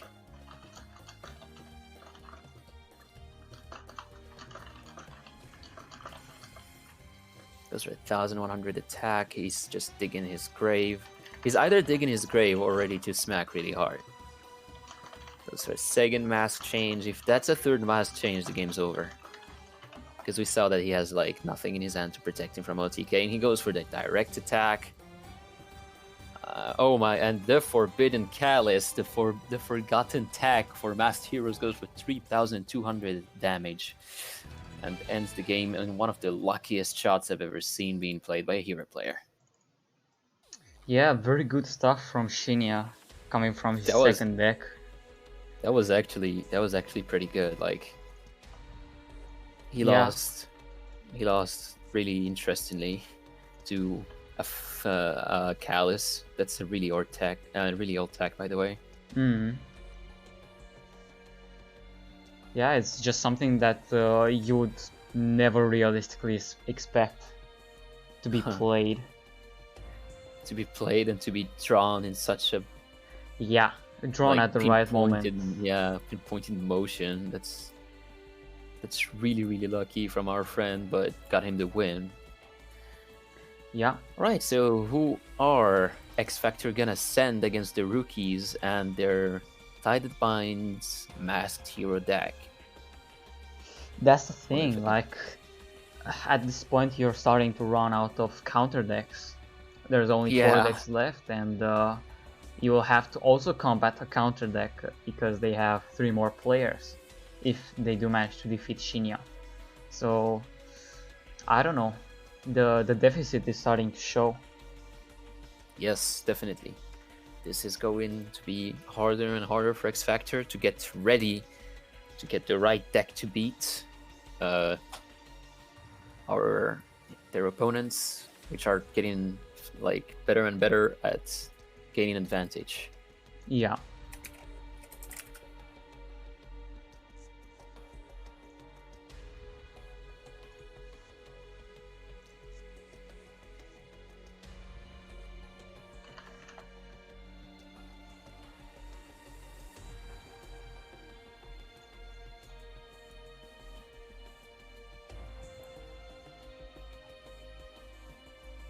All right, so Saku is the player who's gonna take the place of the fallen.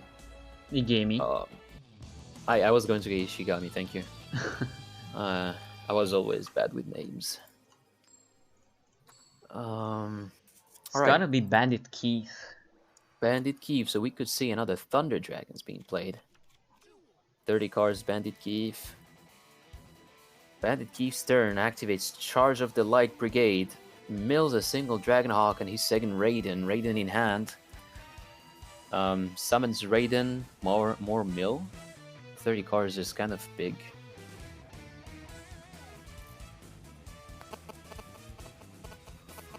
Goes for a gold sarcophagus. Banishes a Dragonor for a Dragon Dark. It sounds like a turn 2 play, honestly.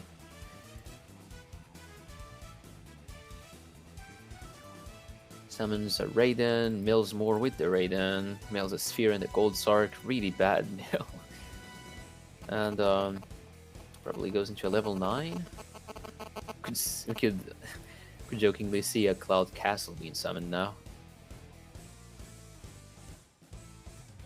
Huh. Is it stuck for you? In which sense? Okay, so it just worked. Okay, defense position, Vermilion Dragon Mech, Thunder Dragon Dark. Searches him, the Dragon Duo probably.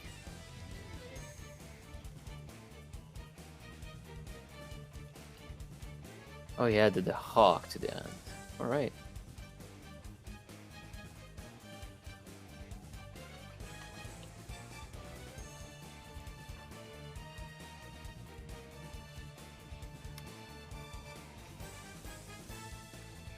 Alright, Dragonhawk for Dragon Dark again, probably running baggy sleeves and expecting a no TK from Shinya.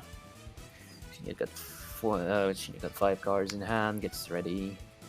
Summons Elemental Hero Stratos, adds an Elemental Hero to his hand.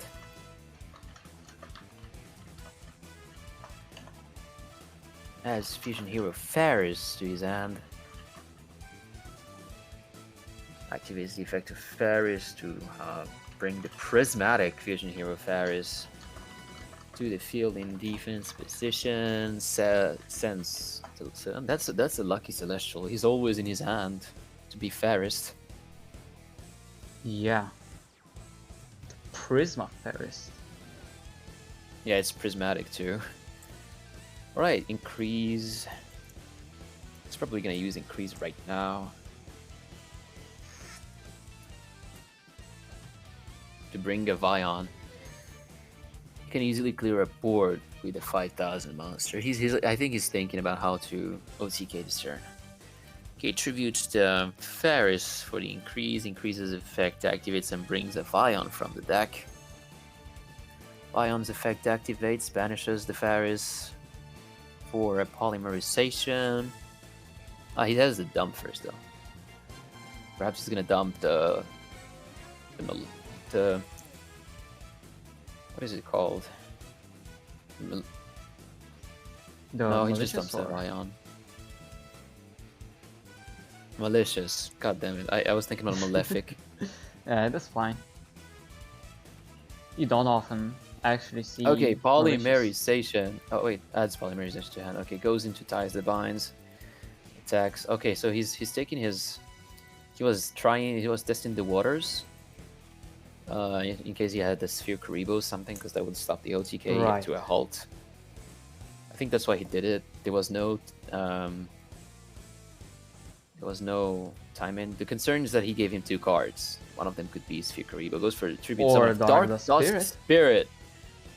Goes for the That's tribute even summon of worse Dark than a Dust Sphere Spirit. Karibo. Dragon Dark's effect activates. Okay, Forbidden Callus to negate the Dark Dust Spirit's effect. That came in clutch twice now. Yeah. It will actually allow it to stay on the field past this turn. No, that's even worse. Yeah, I mean, because you can just get rid of it now. It's no longer a concern of like just floating left and right into it. right. I mean, I suppose it's still a body with 2600 attack, so it could potentially facilitate into an OTK, but I don't see how he could OTK against 3 monsters. Yeah, I'm not expecting him to OTK this turn. Right. This is gonna go into turn 4 at least. Yeah. Like, he really has to have the cards for it. Like, I expect Levianeer, then a Synchro Summon. Let's see, a Sphere Karibo and a Dragonhawk into Dragon Duo. He still has enough fuel to go into Levianeer. He goes into the... Okay, so I think he has light, dark. 4 lights and 1 dark. Yeah, he can go safely into Levianeer. Yeah. Alright, we could see the Levianeer go through now.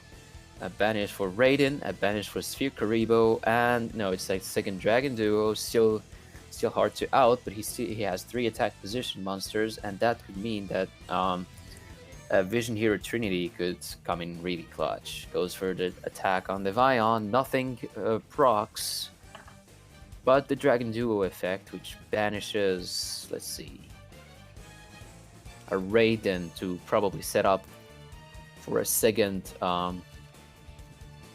charge if he wants to mill later. Dark Dust Spirit's attacks. There is delay. Goes for the enemy controller. He is fishing for game. Yeah, that's just GG. Tributes to Dark Dust Spirit. That goes through. And he is going to attack him with his own Stratos for game. And Saku takes the win. That's a good way to stabilize this small deficit that they have compared to rookies. Yes, Saku's now on still at his first deck, and yeah, he had to win that in order to put his team in a better position, so to say. But now it's just he has to expect a counter deck. They have to have another counter deck, I assume. Still will have 6 more decks, so both of their players went with a scoreline of 3-2. Very good. Mm-hmm. It's just a matter of if they could close out on the back of the counter deck.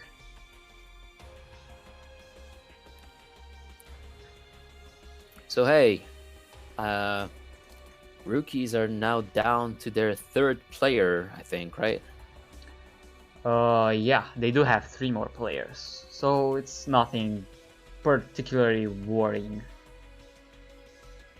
Because it's kind of a big difference to have 3 more players as opposed to 2. Because by the time you go for a 3rd, you would still have a couple counter decks left, and it's still pretty early in the game, as opposed to having just 2, and one of them already is on the table. So the options are more limited, and options so they have the good. ability to use 3 counter decks. You are definitely right. Yeah, as long as their deck choosing and team building process is stable. So we will see Karagi-kun next. Right, My Valentine. We could definitely see the new Fairy Dragon Blackwing's strategy to stop Thunder Dragons from wreaking havoc. Yeah, Gen 1 goes to speaking the of Thunder counter Dragons decks, player. I suppose. Exactly.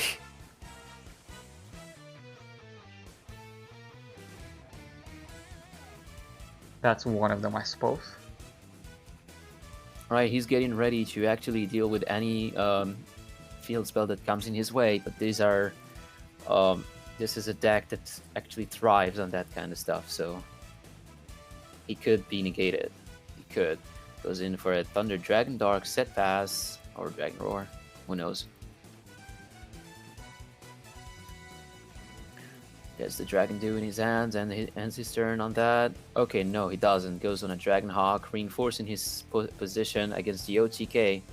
Actually brings back the Dragon Dark on the field instead of the Dragon Roar. Interesting play. Yeah, I suppose he's gonna want another search. True, true.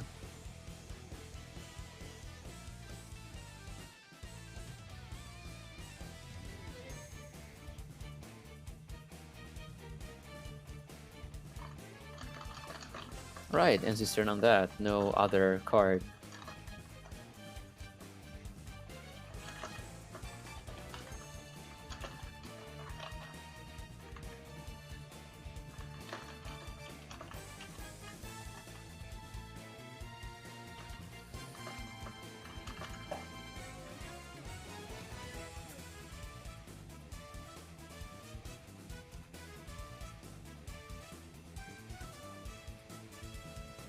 Alright, let's see what options Karagi could have. 5 cards in hand Yes, is this- ideal, as opposed to going first with presumably Blackwings. Yes, yeah, it's definitely Blackwings. There's Harpies hunting around on the field. Okay, summons a monster in attack position. A naked Bora Spear Yeah, no Whirlwind, no nothing. goes into a Blackwing Gale the Whirlwind in attack position. Uses the effect to target the only dragon Dark probably. They still have piercing damage.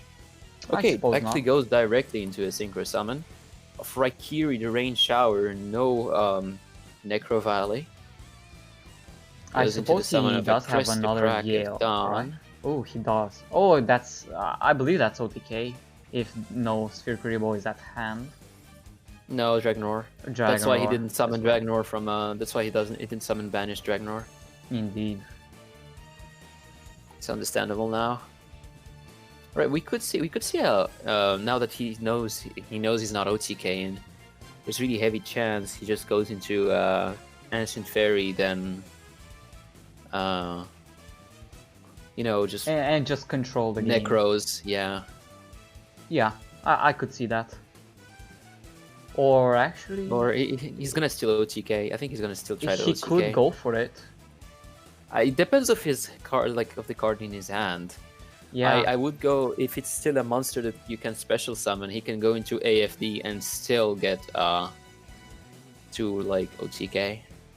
Let's see now. I believe the effect to special summon restricts your battle phase. No, not with AFD. I mean, like, you still have a Blackwing on board. You can still go into a Blackwing. Oh, yeah, It depends on what we're gonna see now. yeah. I mean, Is it's he just a gonna- game of chances right now. Like with Okay, Kuragi. goes into the Ancient Fairy Dragon, I think. Yeah, Yeah, I think AFD in attack position. Yep, he's doing what I'm saying. Perhaps the card in his hand is a monster. The pops gives him 1,000 attack points. Adds Necro Valley to the hand. Counter to any graveyard strategy by not letting them move cards from the GY. There you go. Blackwing Gale the Whirlwind comes in clutch, lowering the Thunder Dragon Hawk to 550 defense. Thunder Dragon Hawk activates his effect, mulligans for a chance to go into a Sphere Kuribo and save the game. that's his only hope at this point. I think the Necro Valley is going to be really, really hard to out, even Yeah. if he survives. Let's go, all three of them. All right, there There is is a- a delay. Yeah. There is a delay. Oh, he still has baggy sleeves. All right, that goes through, and then Raikiri, the rain shower attacks. Gets stopped by a Sphere Karibo. Indeed it is. Yes, he got it. He has 1 turn and 1 baggy sleeves, 4 cards to stop the onslaught of his opponent. He still can summon a Thunder Dragon Roar and can still go into a full. He can still go into I mean, can he like? If he has a level 1 in his hand, he can go into Black Rose. His opponent has nothing to stop that. Yeah, he could. He could, but And that's Bulb the thing. gets it's dumped pretty into hard. the GY. Activates Econ. To steal AFD. That's Oh, he's gonna use the huge. effect. That's huge, yeah. That's so brain. That's so smart, actually. Yeah. And he has a body that can. And beat, now he can go into level 8 due to Glow Bulb Yeah. and get rid of the Ancient Fairy. Let's see how this goes. Yeah. Because I think he can still set up a. Oh no, they like. Oh, Lavinier. A Legionnaire. Yeah, this could be game actually if he has another level 9. No wait, he didn't use his level 9 this turn, so yeah, he has it. I think it's actually exact lethal because Lavinier Yeah, it's will lethal. destroy and Glow Bulb will summon itself for Vermilion. And that's exactly Yep. 5,000. That's such a No, game changing play. He doesn't have 5,000 with what you said. He has Oh, was Vermilion only 27? 4,800. Yeah, it's 27. Oh no. Well, I suppose he has to have another Hawk, perhaps? He did normal summon, I think. Yeah, Yes, he did. he did. So this game will keep going, but I'm not expecting anything good to happen. Ancient Fairy Dragon still. Okay, the Dragon Duo. We forgot about that. Oh yeah. Well, that's pretty much bowling Karagi Yeah, at this that's point. that's a shame. That's a shame. I wonder if he was running the counter trap. Do you know if he was running the counter trap? I'm not sure. I mean, these types of decks usually, I suppose they do, but probably didn't start with it. Yeah. Right. So Saku wins a 2nd game in a row. He's on a roll. His Thunder Dragons are actually doing pretty well. He's drawing the right cards for the job. Even his mulligans advance him. That's pretty good. Yeah, that Dragonhawk mulligan effect was huge. He was game changing to say the least. Yeah, completely just turned the duel upside down in his favor. Yep. That's really gonna put rookies up to something. It's gonna be a Dex repeat. Factor. Oh, it's a actually. repeat?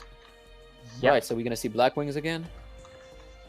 indeed. Well, yeah, I suppose So that's why Blackwing's he's in the AFD. deck. Black Wings AFD are back on track for a 2nd match, and he's going to try to steal his opponent's game with another Necro Valley. But now that they know... Actually, yeah, true, when we think about it. It's their Yeah, best bet. it's a really okay repeat.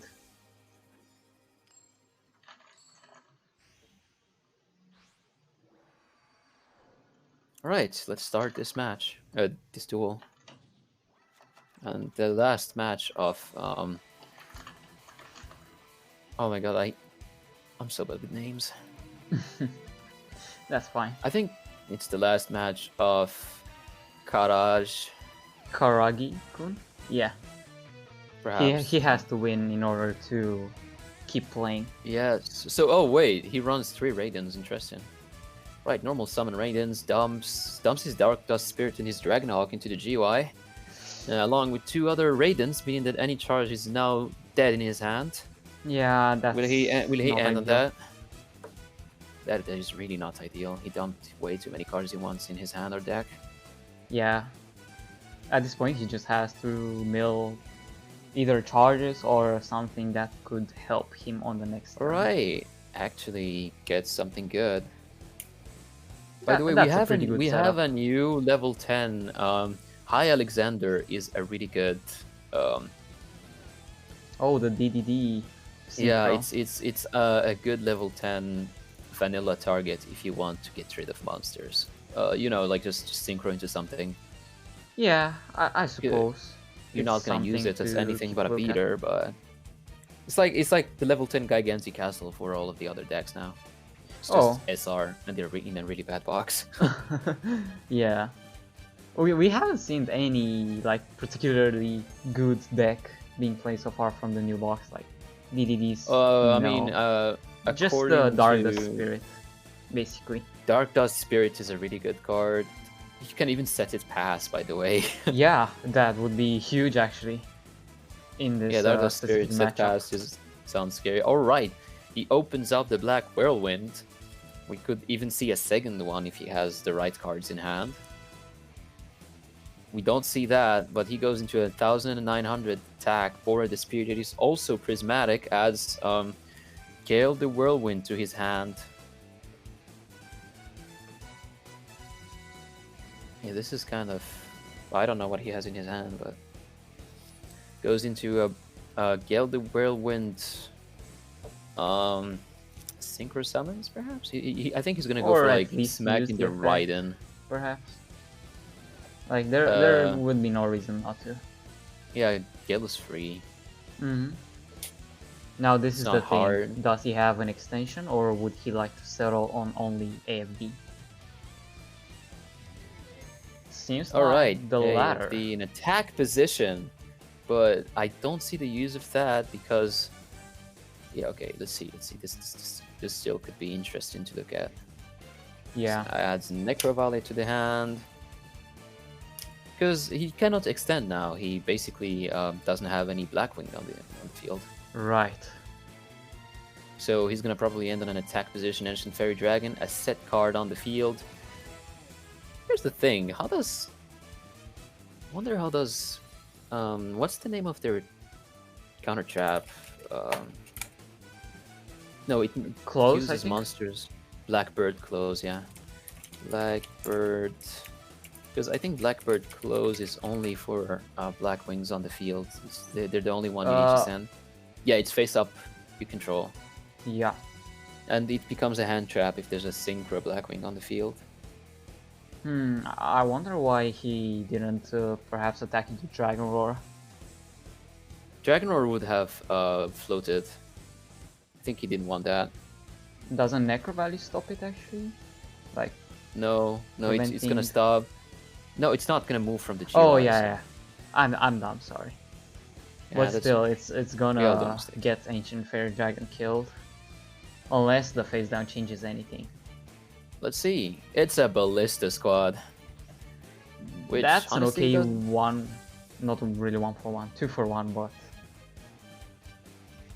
Man, he gave him a Dragon Roar. It Let's see, returns what's- at least, so it leaves him naked actually. Any way to get to Chidori is lethal. Alright. Simoon the Poison Wind on the field, meaning that he's gonna plus like crazy now. Yeah, I think it's lethal even through a Sphere Kuribo if Chidori is on the field with at least 2 monsters. Alright, let's see. He adds 2 monsters now, a Blackwing Gale the Whirlwind, and a... come on. Another Gale the Whirlwind, actually. I think he has a level 4 in his hand already. Yes, Chris the Crack of Dawn in attack position gives him 2 other searches from the deck. Yeah, a Gale I suppose for the Chidori perhaps. Or an Orochi to I get know, rid of Oni- Simo. Orochi, yeah. I was going to say Onimaru, but that's the level 12. Oh. Yeah. Alright, he and could, the Bora the Spear. I think that's game, yeah, you're right. Surely has to be it, even through a Sphere Kuribo. Alright, so summons Gale the Whirlwind, goes for Most likely Chidori. Raigiri the Rain Or Shower, and then an Orochi the Squall as his second monster to synchro summon into his level 7 big beater. Yeah. Chidori, no, oh yeah, it's Chidori. Oh yeah, they have like very similar faces. Yeah. Right, I don't see how can someone... Okay, he just smacks Yeah, for not even. 4,400. Yeah, since the counter deck worked after the second try using the repeat. Right, so that means I think Saku's at his second deck. Yeah.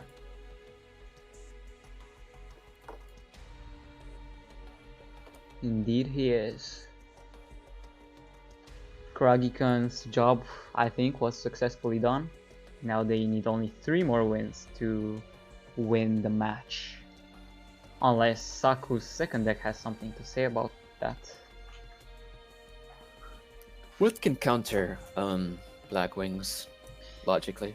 Probably any sort of control league deck, such as Invoked Sabers. We haven't seen any Invoked Sabers so far. True, Invoked seemed... Okay, Joey Wheeler, we could see an OTK v OTK. Yeah, could be Heroes. Okay, and yeah, definitely Grit Heroes again. Harpy's Hunting Ground activates from one side and Grit for the second side. 4 cards in each hand, Black Wings versus a mysterious enemy. Let's see how this goes. And they start first. Very ideal in an unknown matchup. Or you could assume what the deck is based on the skill, but still is very preferred to go first. I mean, Grit doesn't say anything. It could be DDDs for all we know. Yeah, could very well be. Actually, recently in what was it? Or perhaps in Duel Links Entertainment, I believe, Battleface, Luke Tyler played and topped 16 or 8 with DDD's balance. Balance yeah, DDDs? sounds pretty crazy. Yeah, topping with such an interesting deck. Yeah, Zephyros, interesting. Zephyros the Elite into a card you wouldn't really Whirlwind. see. He's gonna go for Necrovalley and end his turn on that. Yeah, that's pretty much the best play you can do. Ancient Fairy Dragon, 5,000 life points, and a Necrovalley on the field is not the easiest thing to top. Right.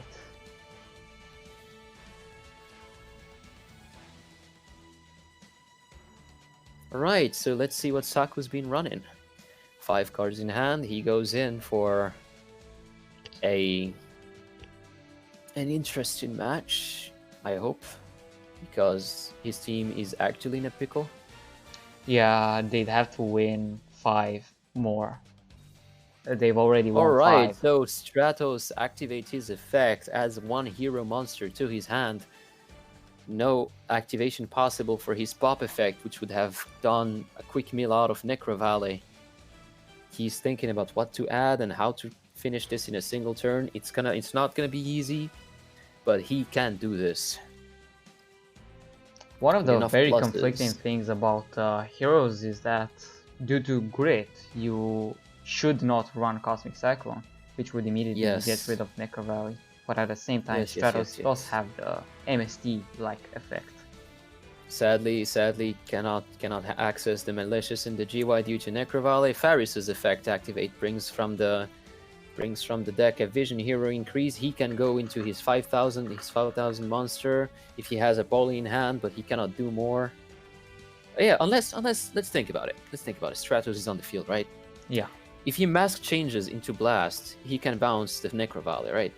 Yeah, that's also a thing. And actually, that could just but that's gonna get rid there. of crit. That's gonna get rid of crit. And what do they run actually? They run 3 Ankis, 1 Adoration. Yeah, I think they have a.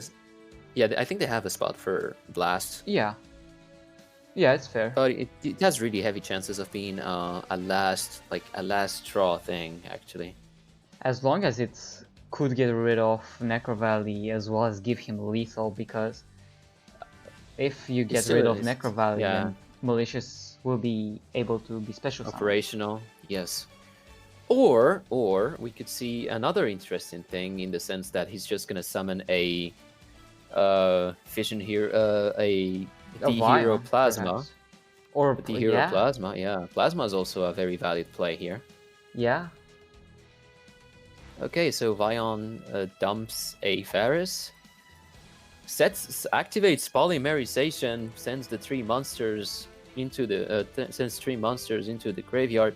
No Blast actually activated until now. Seems to be the only way they can deal with this. Actually goes into Vision Hero Adoration. Vision Hero Adoration. Adoration activates his effect and lowers the attack and defense of Ancient Fairy Dragon by 1,200. Actually goes into battle phase without this. Gets smacked for 2,800 attack. Yeah, no lethal for this turn. What a shame. Blast unless any Black Whirlwind is involved. I don't think there's any real way he could come back from this. And then he smokes the Poison Wind. Yeah, Simone is actually pretty good as Simone well. could be scary, yeah, in this situation. It's basically a loss, automatic. Yeah, he Or has isn't to it? have Is it actually? something for Adoration this turn.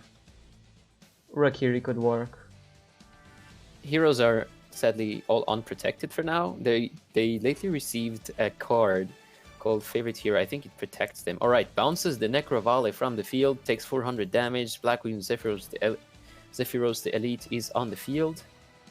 Okay, summons Gale the Whirlwind, halls the attack of the Adoration. I don't think an OTK is possible this turn, but okay, actually halls Stratus's.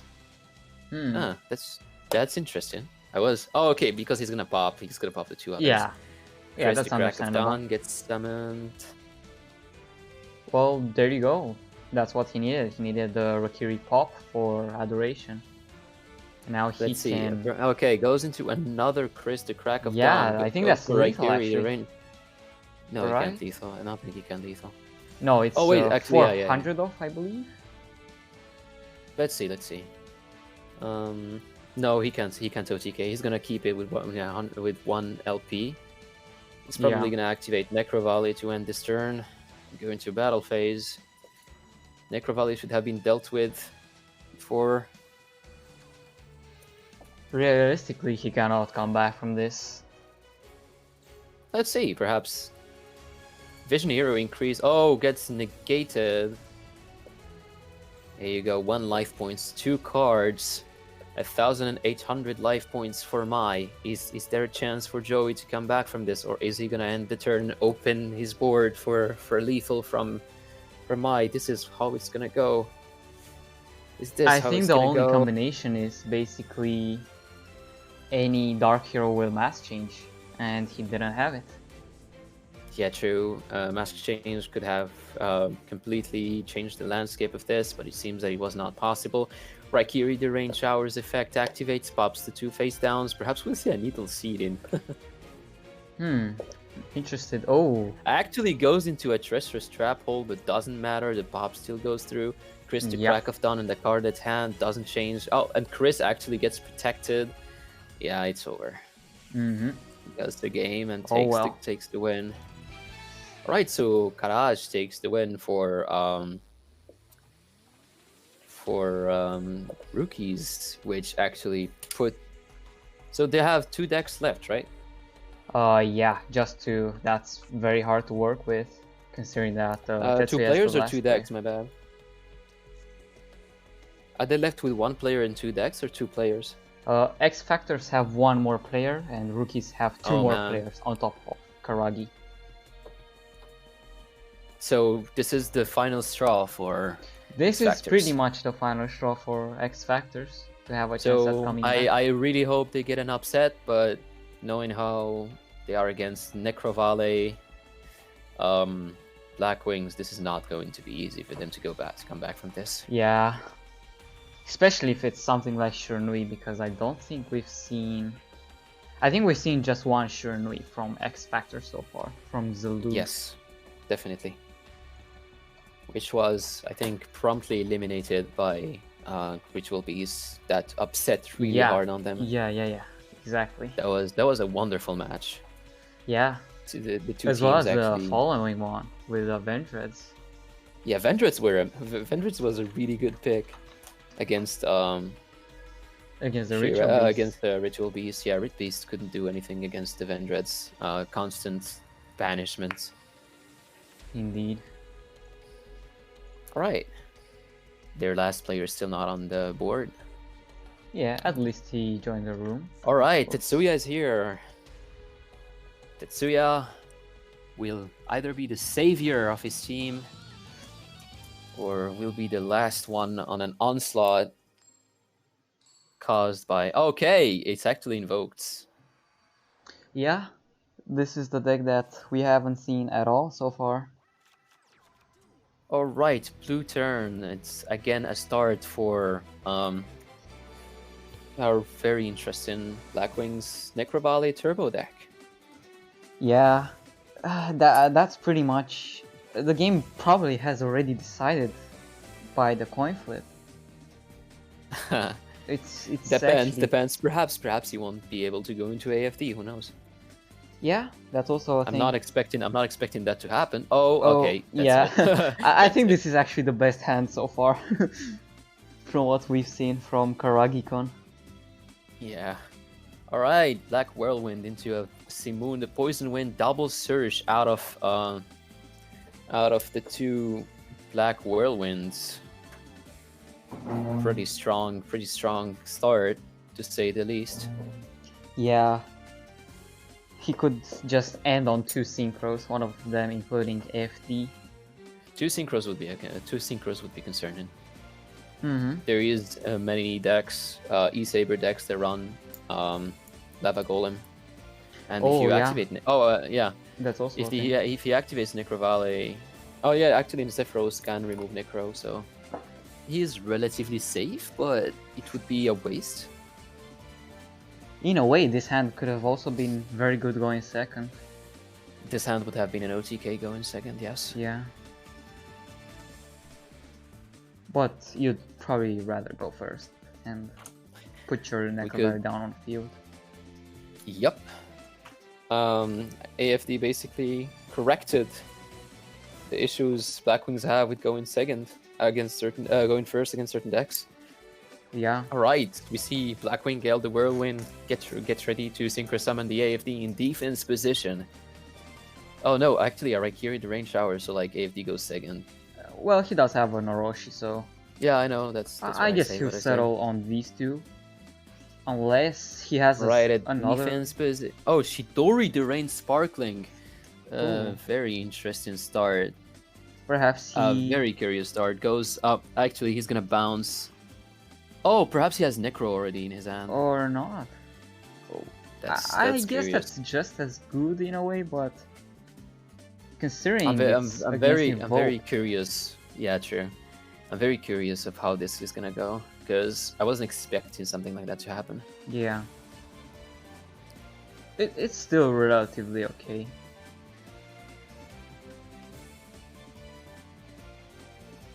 The boost from Harpy's Hunting Ground actually does make a little bit of a difference, because now Cocytus has to crash into it.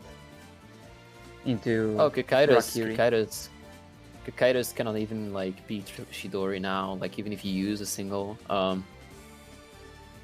Aleister, nothing is gonna happen because it's gonna be like 100 down. Curious to see how he deals with this board. Arguably could say that it's more problematic than Necro Valley.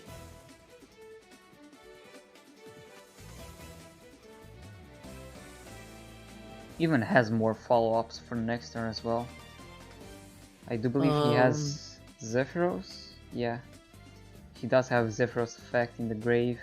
He does have a Black Whirlwind on the field already. Which actually is interesting to me because I would have expected him to like bounce the Black Whirlwind not to take damage because of how dire the situation is. Perhaps he has like a negate.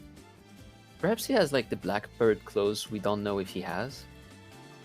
Right, E-Saber Molehu gets on the field, sits on the field, activates his effect this turn, uses the Palace to actually fill the GY with another Molehu.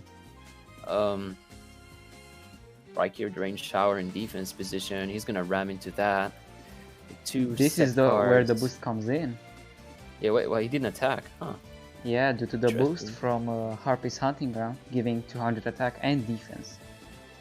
Okay. Seems like the boost really mattered in the end run. Yeah, I didn't think about it. Stopping both Cocytus and Molehu from getting rid of Rokiri. But we'll see the... Rokiri's back. Molehu immediately chains to put it back face down to keep a board. He is expecting his face downs to come in clutch, and he is emphasizing on the fact that he has them.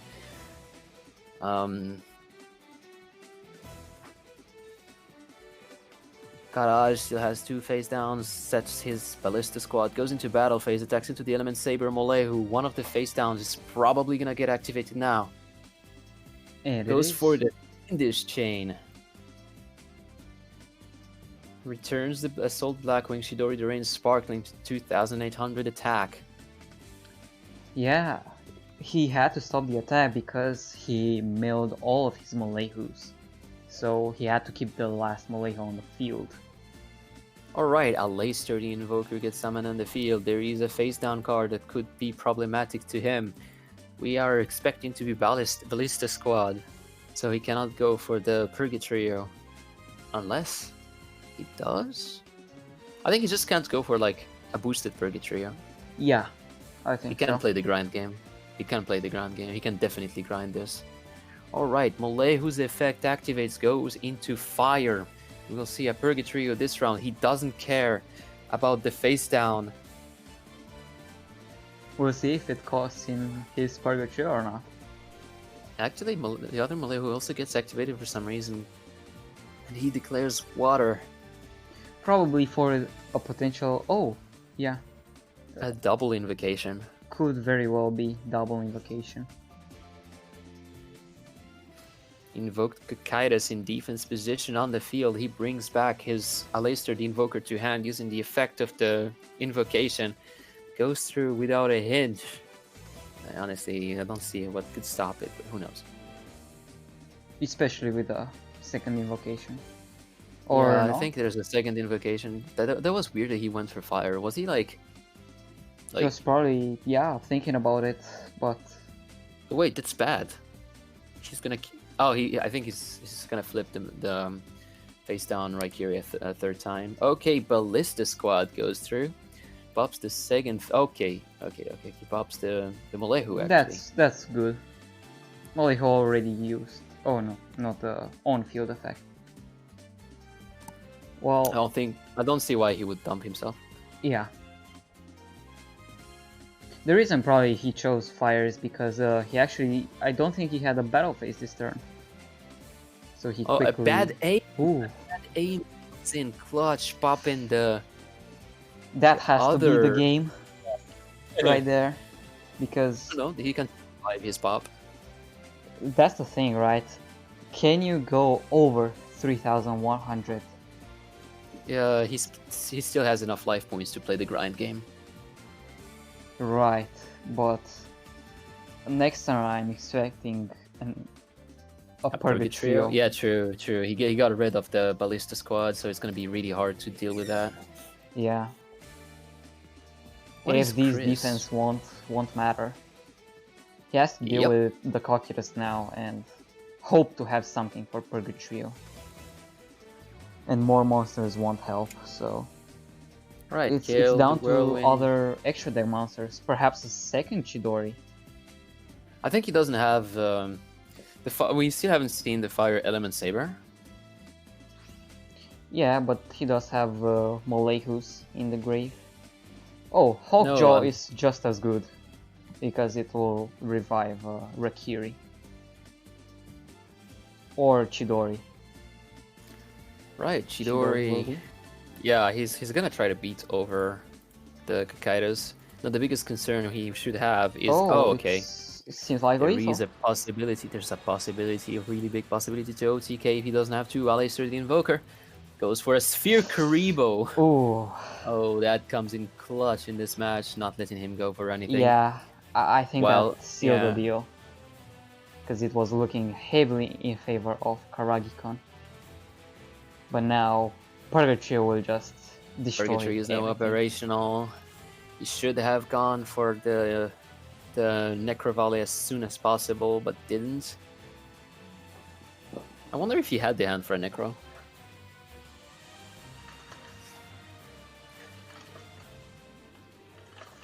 Alright, Purgatory comes into the board, like, activates the spell, gets ready to completely decimate his opponents. Perhaps the card in his hand is a Sphere Karibo, but we haven't seen any until now from him. Activates the effective element Saber Molehu to give him a little more damage. Goes for an Aleister the Invoker on the Purgatrio. Oh, Goes for a second invocation on the... Goes for a second That invocation has using the to be Aleister and the lethal. Fire Molehu on the field. A 4,500 beater on the field. He is going to be hurt really hard from that. Still has a face down. playing all his card on the board, goes for the 4,500, 2,300 damage. The next is gonna be the end of it. Summons Raikiri the Rain Shower, not a quick play effect. Doesn't go through 1,700 damage in the face of Karagi. He gets Tetsuya in the face. Yeah, that's a very good comeback. That's a shame because Yeah. he had the game for a while, but still got beaten by the fact that Invochus could run more text than him.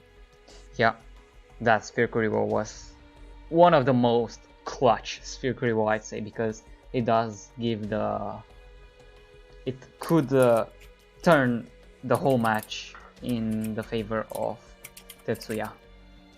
Yes, definitely. Invoked is one of the decks that could really streak, considering that we have seen, for example, Sphere Kuribo already, which is a card that does stop a lot of OTK decks, such as Thunder Dragons or Heroes. I am very concerned about the trail of the match now, because there's a really hard chance, like you say, that something is gonna go wrong and that they're gonna streak, because we just saw a Necro Valley Turbo deck. I'm not expecting them to run more than one of those. Yeah. Still, four decks left for 2 players, and Shuhei will enter with a gold WCS icon. Oh, that sounds like a big contender for this. And let's go. The match starts.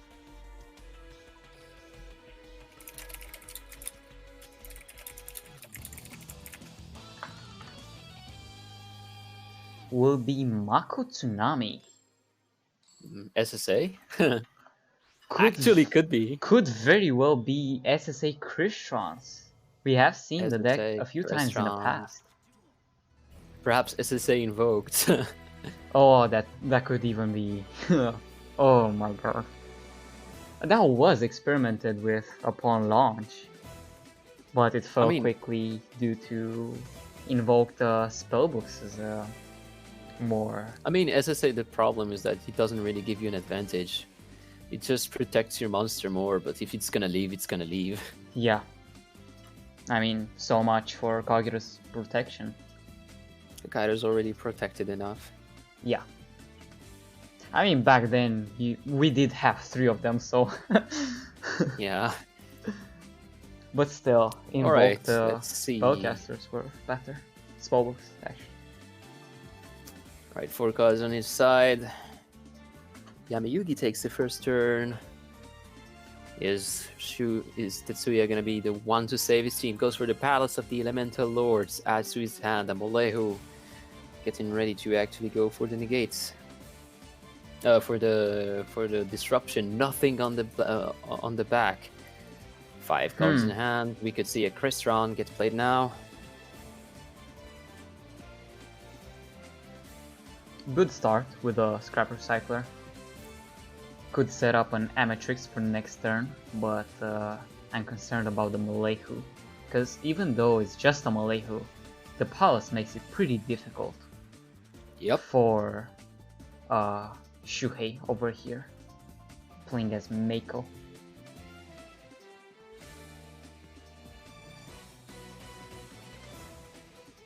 Lots of cheering for Tetsuya from X Factor's fellow peers, I assume. Well, he is their last hope in this match. Yeah, certainly the underdog against the Titans that is Rookies. Hopefully he could claim a little more games and make it as close as possible.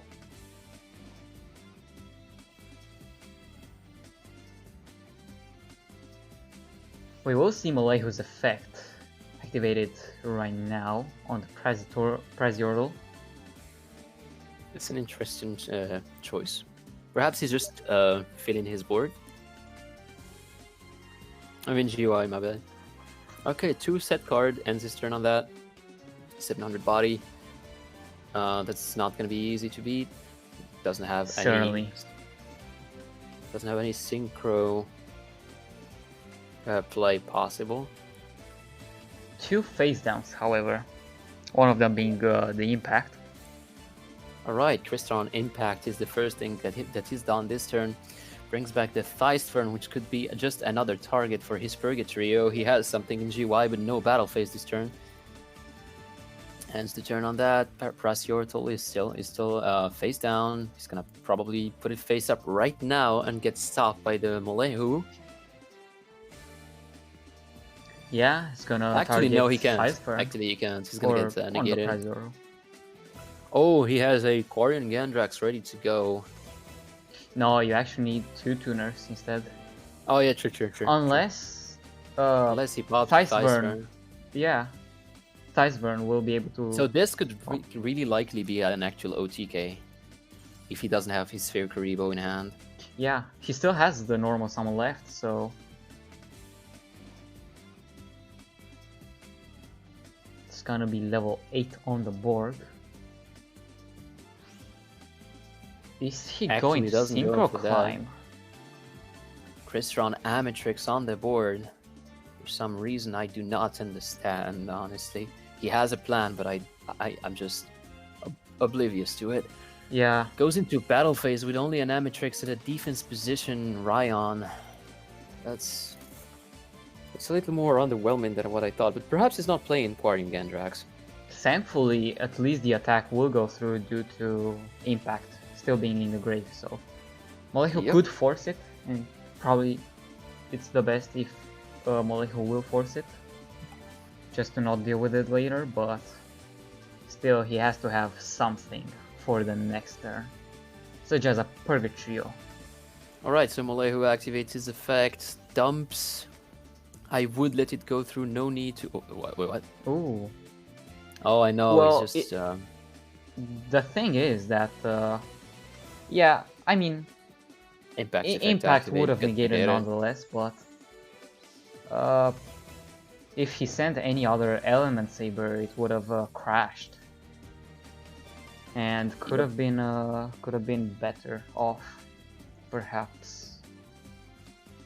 Oh, Citri is still in the grave, so. Oh, and okay, now I understand why.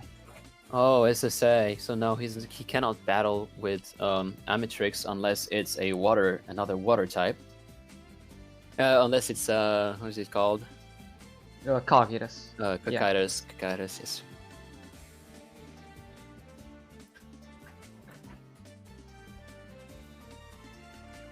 Does have the Summon Alistair, which is a very good Eldaryon step. Invoker in attack position. He is in a good position to be able to stay alive for a little more.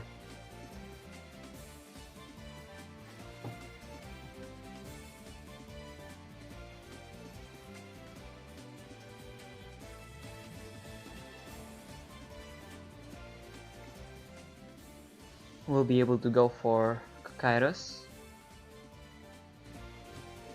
He's a decent wall for now.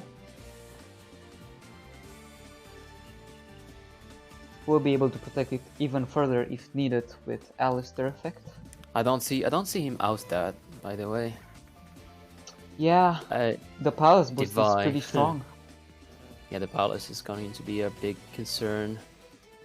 Oh, he's trying to make his Kakaitis climb higher than 2,300. Yeah, that's very good. That's actually, it's gonna be like kind of hard to deal with. I don't see, like I told you, oh wait, let me think. If they use Impact, Kakaitis is gonna zero, right? Oh, SSA protects. Okay. And this is the reason why SSA Christians are pretty strong. Because whenever you think you have the chance to deal with Amatrix, SSA protection effect, quote unquote, will be able to be activated where you banish one water. Alright, so he has one turn, but he's still gonna have to like try to get rid of that Amatrix as soon as possible because, like I told you, Impact is gonna make all of his monsters zero. Yeah.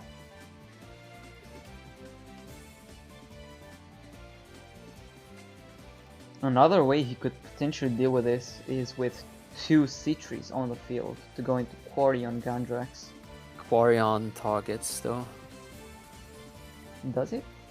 Yeah, he targets. Oh. Haven't read that card in forever actually. Now that I think about it. Yeah, if Corian didn't target, it would be a perfect Yeah. pick for this, but no. Actually, it could, in a way, by getting rid of the monsters in the grave The and materials. lowering the defense, but at that point you're pretty much... Well, I suppose it's still an okay play because you get rid of potential 3 for the trios. But it's best if he plays defensively, like he does currently. Yeah, I think he set Crystron Impact, and now as soon as he's gonna activate it, yeah, he should activate it as late as possible. Yeah, in will the end phase. Yeah, because you don't want one more body for Purgatrio. Mm-hmm. Yeah, at this point, if you cannot deal with just one, the Ametrix, it's gonna be extremely hard to deal with Sofnir as well.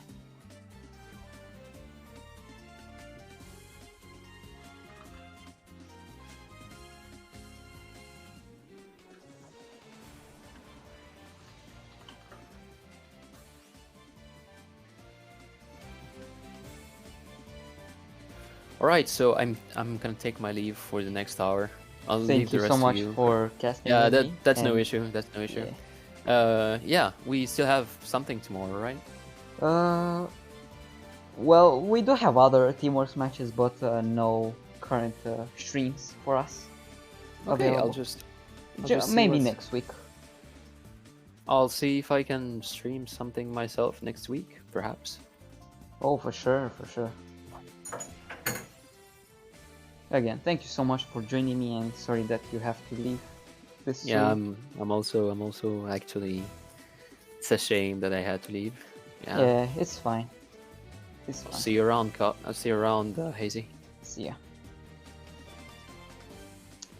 Yeah, that was Eldaryon, one of the new casters in the community, soon to be a streamer as well for the Team Wars stream team. And I'm all alone now. Let's see. We will see the impact from earlier being activated in the end phase as predicted to summon a Sofnir. Not wait, how did he... Yeah, with Cocytus destroyed by battle. Well, he's gonna go into level 7 now. Gungnir, Dragon of the Ice Barrier. Interesting. Well, that's gonna get rid of Kaliga and the face down, I assume. Good thing that he predicted, oh well, not really predicted, but played around the impact. But couldn't play around the finish chain, sadly.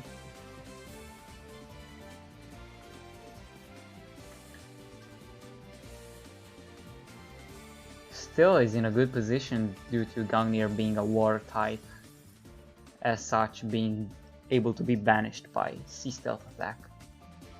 Diced Burn will be able to search for C3. Did he normal summon? No, he still has his normal summon left. Left for Undyne. Very interesting. Gonna set up a whale. Potentially a whale summon. Currently would be the best course of action because it gets rid of Cocytus. Unless Alistair has something to say about that.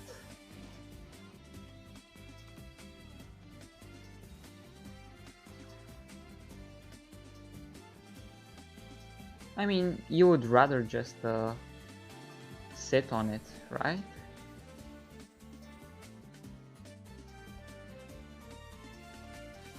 Yeah, Alistair boost, but he did it in the damage step as well, so no Sea Stealth attack banish, but well, the effect was already used earlier in the turn to save Gungnir, which is arguably the more valuable of the two. But hey, he at least got rid of one of the Alistairs.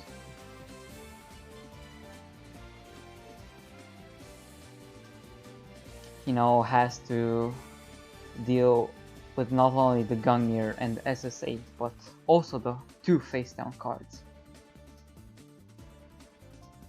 Which is gonna be pretty hard to do.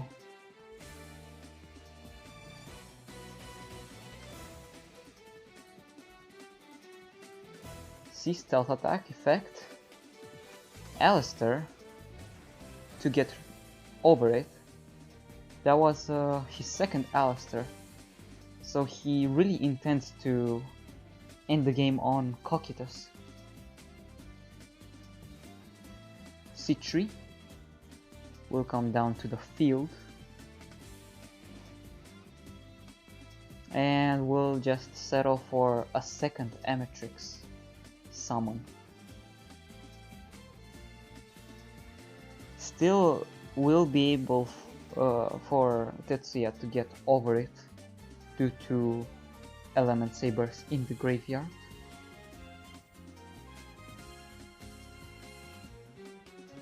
Yeah, Umi in this case hurting Gristrons.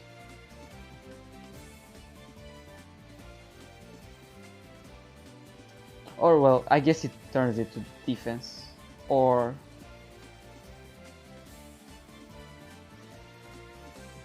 oh, I see what he's doing. Instead of going into a Synchro Summon, he'll just go into Sofnir and keep the C3 for next turn. It's a pretty good loop.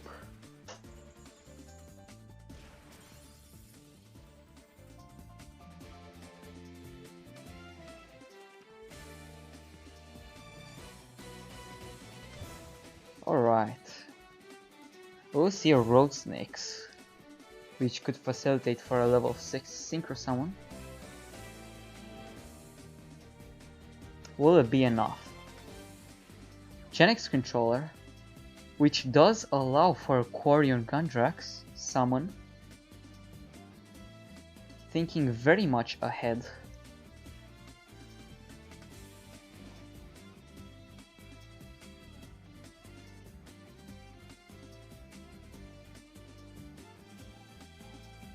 Will we see it? Perhaps no.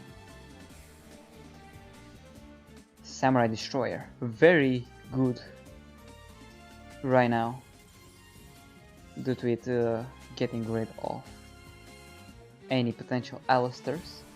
And now his Cocytus is dead, sent to the graveyard. Yeah, up until this point, Cocytus was the card that very much helped Tetsuya stall this long. At this point it's gonna be even harder for him to deal with the Samurai Destroyer.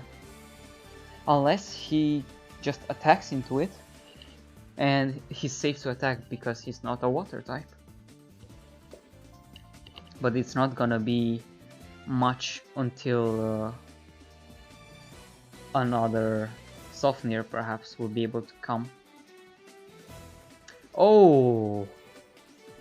Oh my god, that's a surprise lethal if I've ever seen one. Concentrating Current on the Malo, 3500 minus 300, 3200, which is more than enough for lethal. Tetsuya really saving X Factors right now. Really, with all the odds turned against him, he manages to overcome.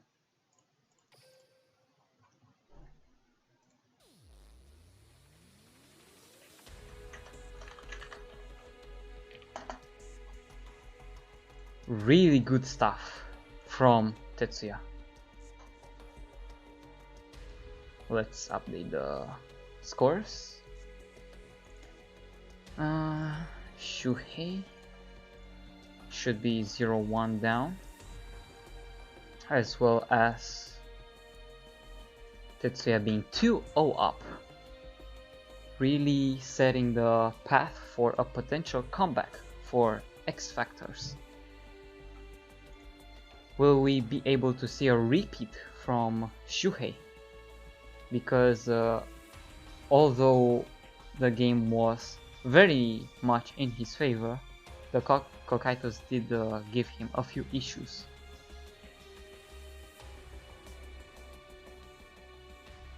It's up to rookies to decide if any repeat is needed. Seems like it is needed, so a second repeat will come through for the rookies. So Shuhei will be able to play yet again SSA Crystons. Let's reflect that on the stream. There we go. Alright.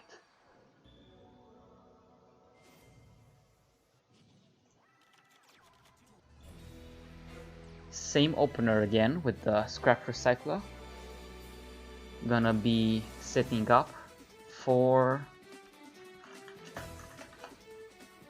a level 5 water next turn if he does have SSA on the field, face down.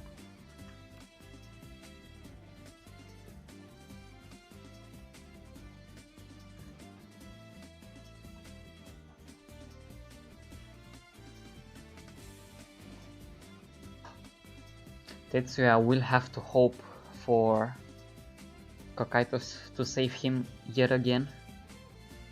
Even more so if we are talking about concentrating current. Very did not expect to see that.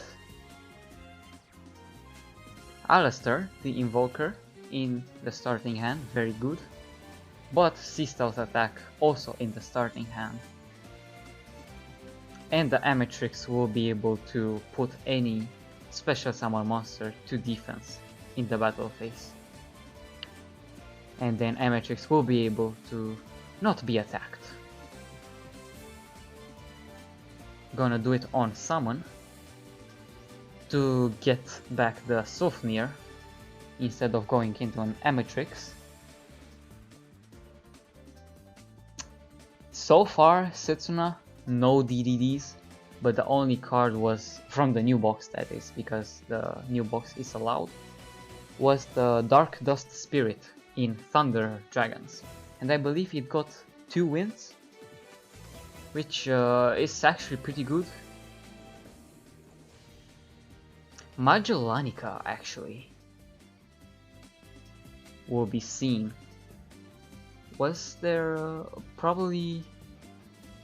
He did have a target for Kokaitos, which was Ryon. Seems like he has other plans. He does reveal the fact that his semi-limited cards are Magellanica and Concentrating Current, so no hopes for Econ or Treacherous Trap Hole. Hello, Mr. Popeye Master. DLTW Tea Sad Sip.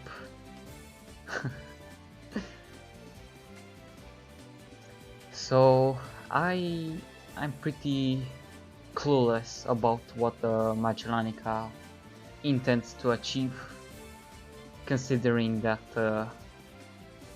well, it will get rid of Feistvern, but C3 can still summon it back for a potential Amatrix.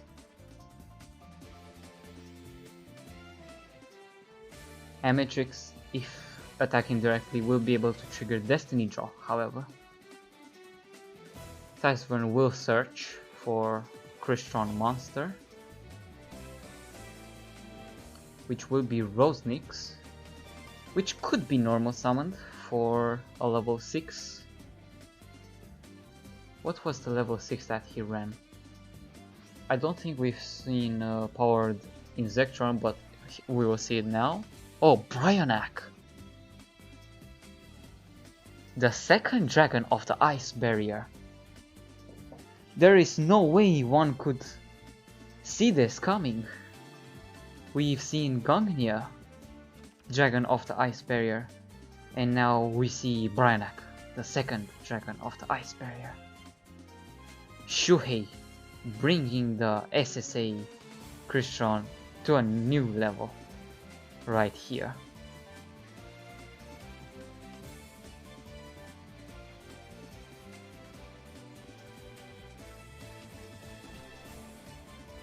We've also seen Samurai Destroyer and one Amatrix, so The extra deck is at this point very unknown as to what cards could it have compared to the regular SSA, well, just Crystron deck in general. We'll be able to pop Destiny Draw after a small delay, presumably from C Stealth Attack. We'll be able to give him any card he wants. Palace will be able to activate.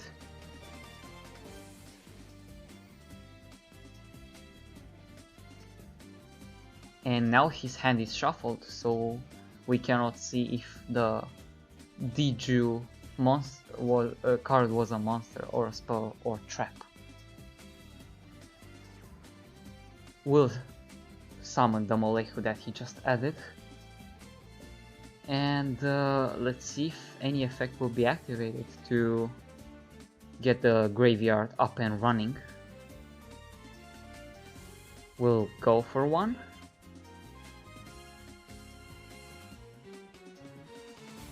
Gonna set the Solve face down. Interesting.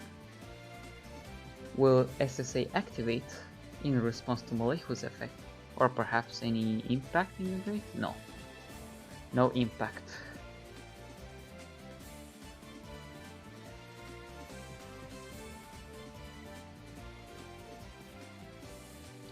To clarify again, this is the repeated deck of Shuhei.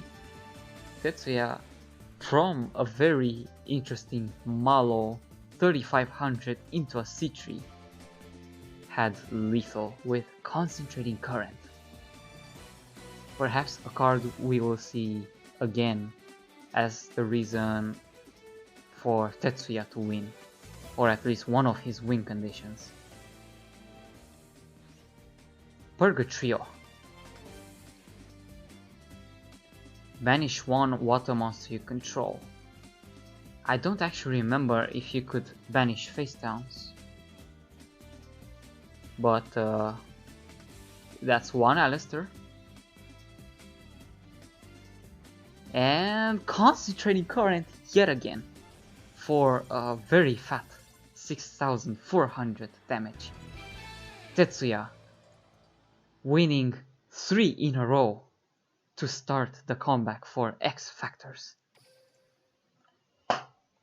It's down to the very last player for rookies to bring it back, which will be Kinotomo, one of the top players for rookies, as evidenced by past seasons' player records.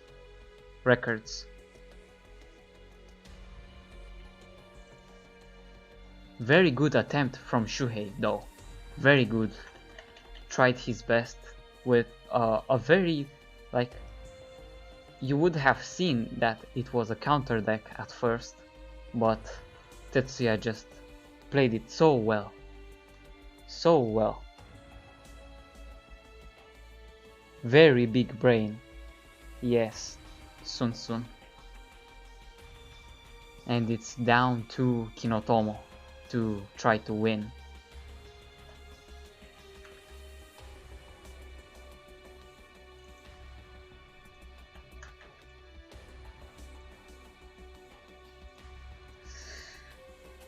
Let's see what Kinotomo has in store for us.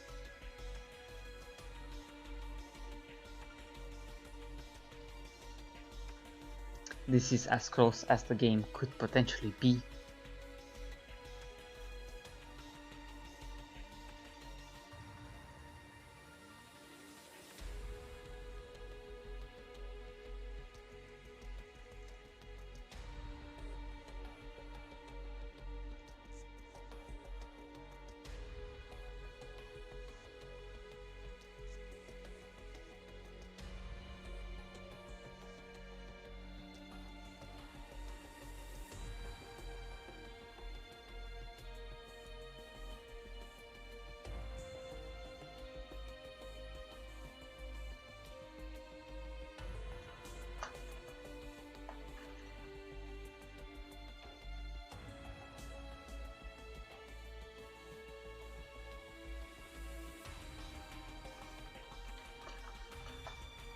Alright, seems like we've got ourselves a match. I assume that's Kinotomo written, right?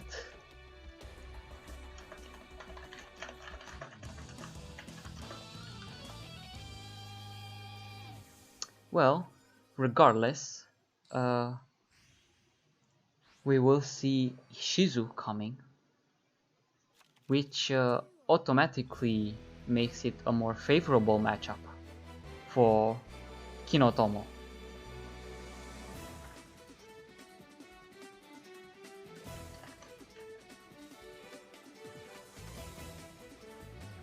We will see one face-down monster and 2 set cards that could be spells or traps.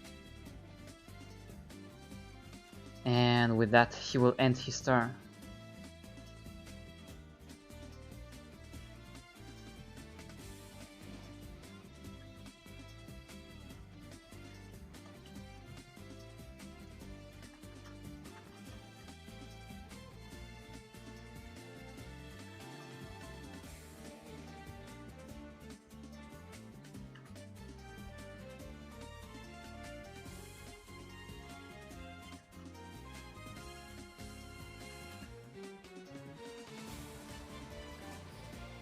Tetsuya starting with Palace, could be choosing to add a Molehu if need be, if he doesn't have one already in the hand.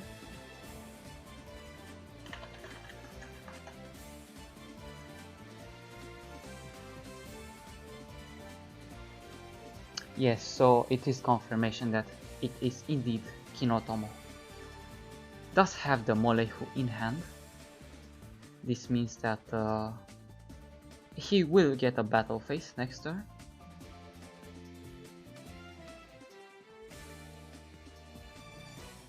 As to any clue for what Kinotomo may be playing, it could be Shiranui due to the preferred skill choice, or Dark Magician, but there is almost no monster that can be set in Dark Magician decks.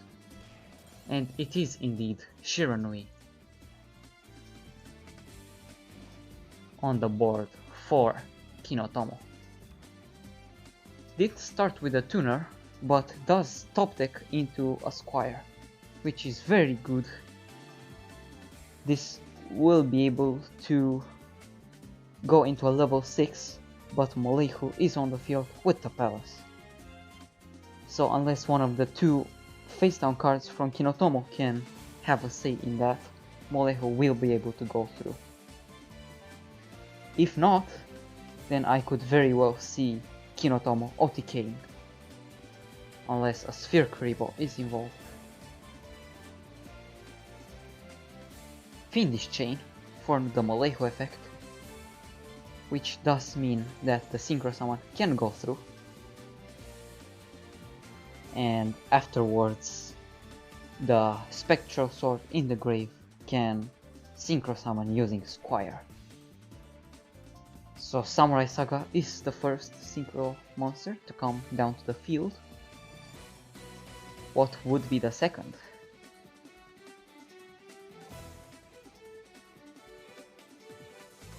We have seen both Hades to negate monster effects and the Archfiend Zombie School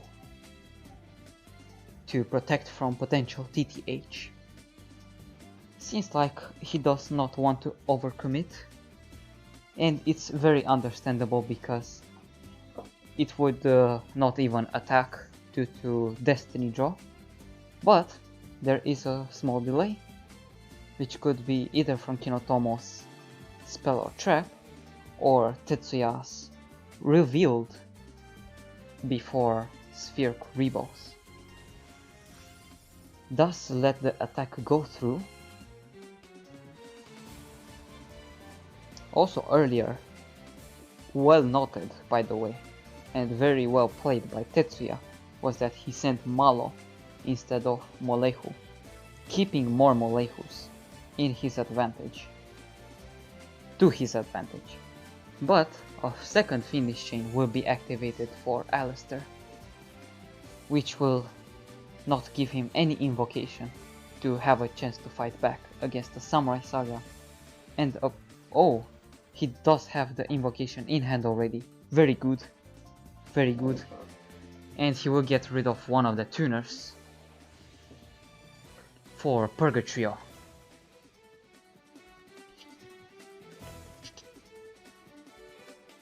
Played around the second finish chain, and it's highly unlikely that Kinotomo has a third.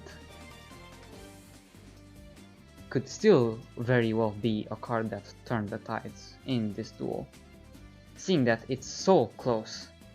At one point it was 7 against 5, up until Tetsuya joined the room. Actually it was 8 against 5, right? 8 against 5, a position that we both expected, me and Eldaryon, both expected to be more than close for rookies to close the match out, but Tetsuya decided that it wasn't the case. He seems to be thinking right now.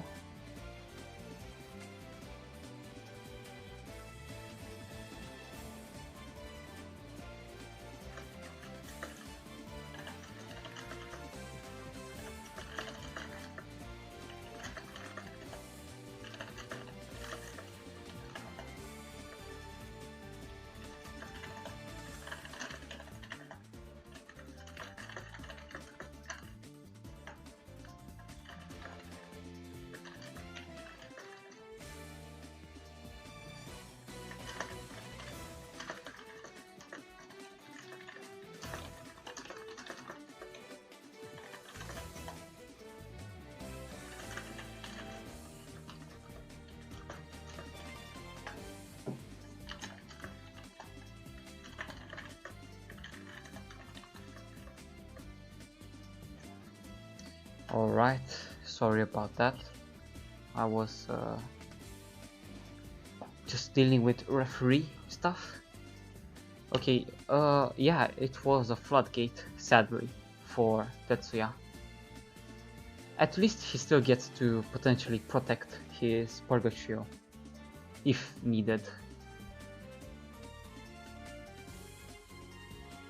It's still very hard for Kinotomo right there to get into a better position.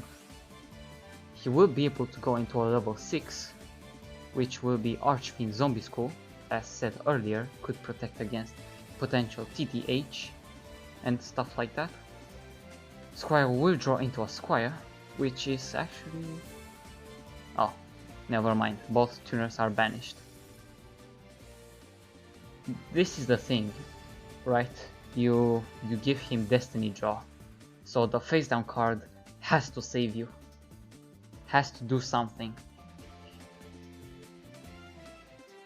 Right now we do know that Tetsuya has an Alistair in hand and he has plenty of materials for Purgatrio, so the face down has to be something very ideal. Who knows, he may even Destiny Draw into some sort of removal for the back row. It's highly unlikely, but could still be a possibility. Or potentially drawing into a second invocation to go ahead of the face down card, which could potentially be Finish or Floodgate. Malo's effect will actually activate as well, very interesting. Oh, well, I suppose that's fine for the Palace boost. But yeah, I'm expecting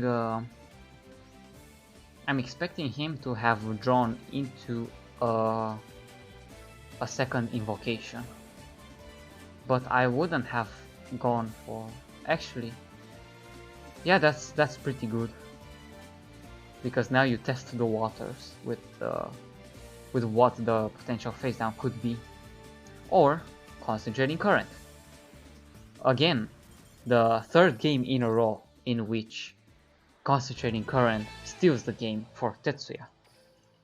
Or fourth, I don't even know at this point. This is his fourth win.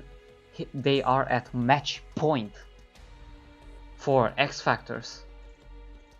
Rookies from 8 to 5 being now outled by Tetsuya, one of the players who has previously played in Team Wars. This comeback is real. Current really putting in the work for Tetsuya. At this point, rookies really have to have Kinotomo not only win once, but win twice in a row.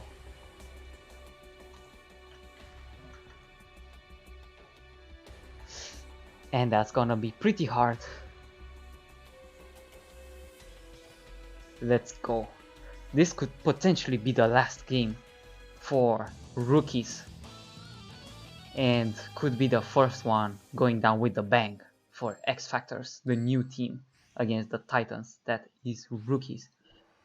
Finalists in Season 4, top 8 in Season 5, and top 4 in Season 6. Very consistent, very good team. Kinotomo also playing Yami Yugi with 21 cards, one card more than what Tetsuya is currently playing.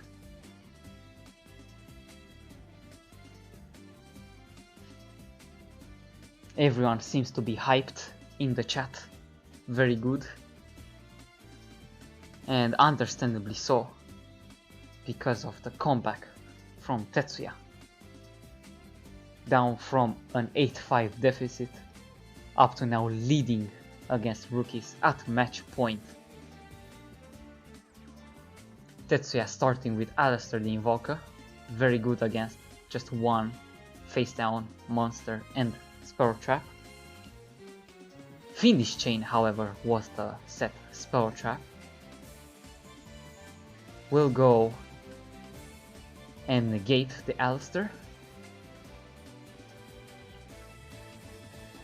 Not ideal for Tetsuya, but at the same time it's still undecided.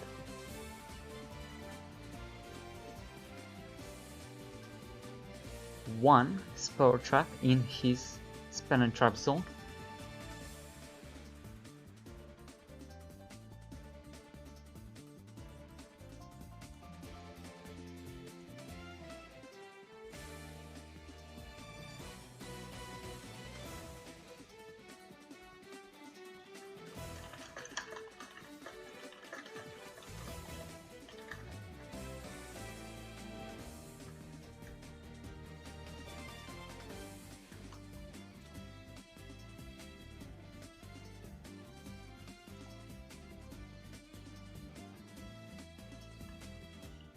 Seems like he will end just on that.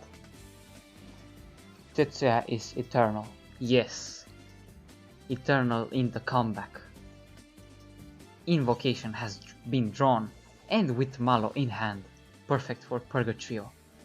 But will the spell or trap say something about that?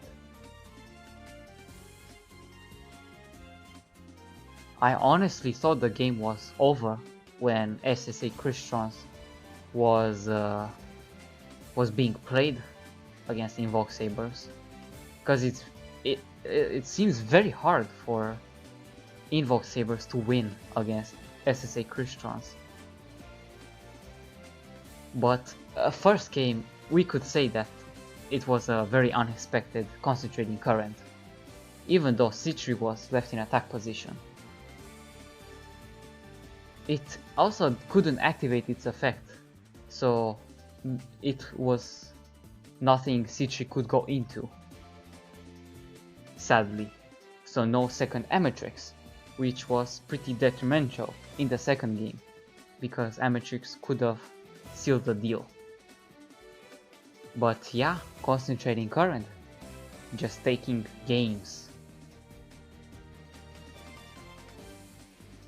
And we know he runs just one because the other semi-limited card is Magellanica.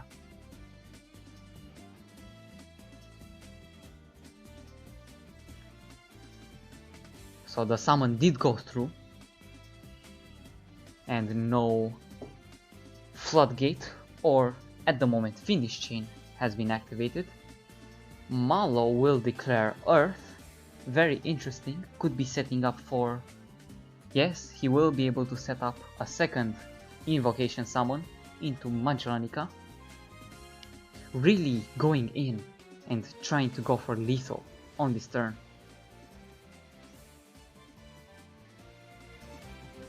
Floodgate will be summoned, sadly. So unless... Oh, Palace, but it does not, so... Oh, no normal summon was used, so it could still be lethal if Purgatrio can successfully pierce for more than 2100. So the face down has to be Lapoila, pretty much, I think, or not? Or actually, oh no, I cannot do math, sorry guys. Molehu will flip the Purgatrio down for the boost, and that's game. Tetsuya, from an 8-5 deficit, brought the game in his favor for one of the most interesting oh, this is amazing. This was a very good comeback. Top notch from Tetsuya, as well as the X Factors. Rookies did everything they could, and seems like it wasn't enough, sadly. Very, very good. Tetsuya in the chat, please, to show that even the underdogs can win from a very, very almost decided match that it was at that point.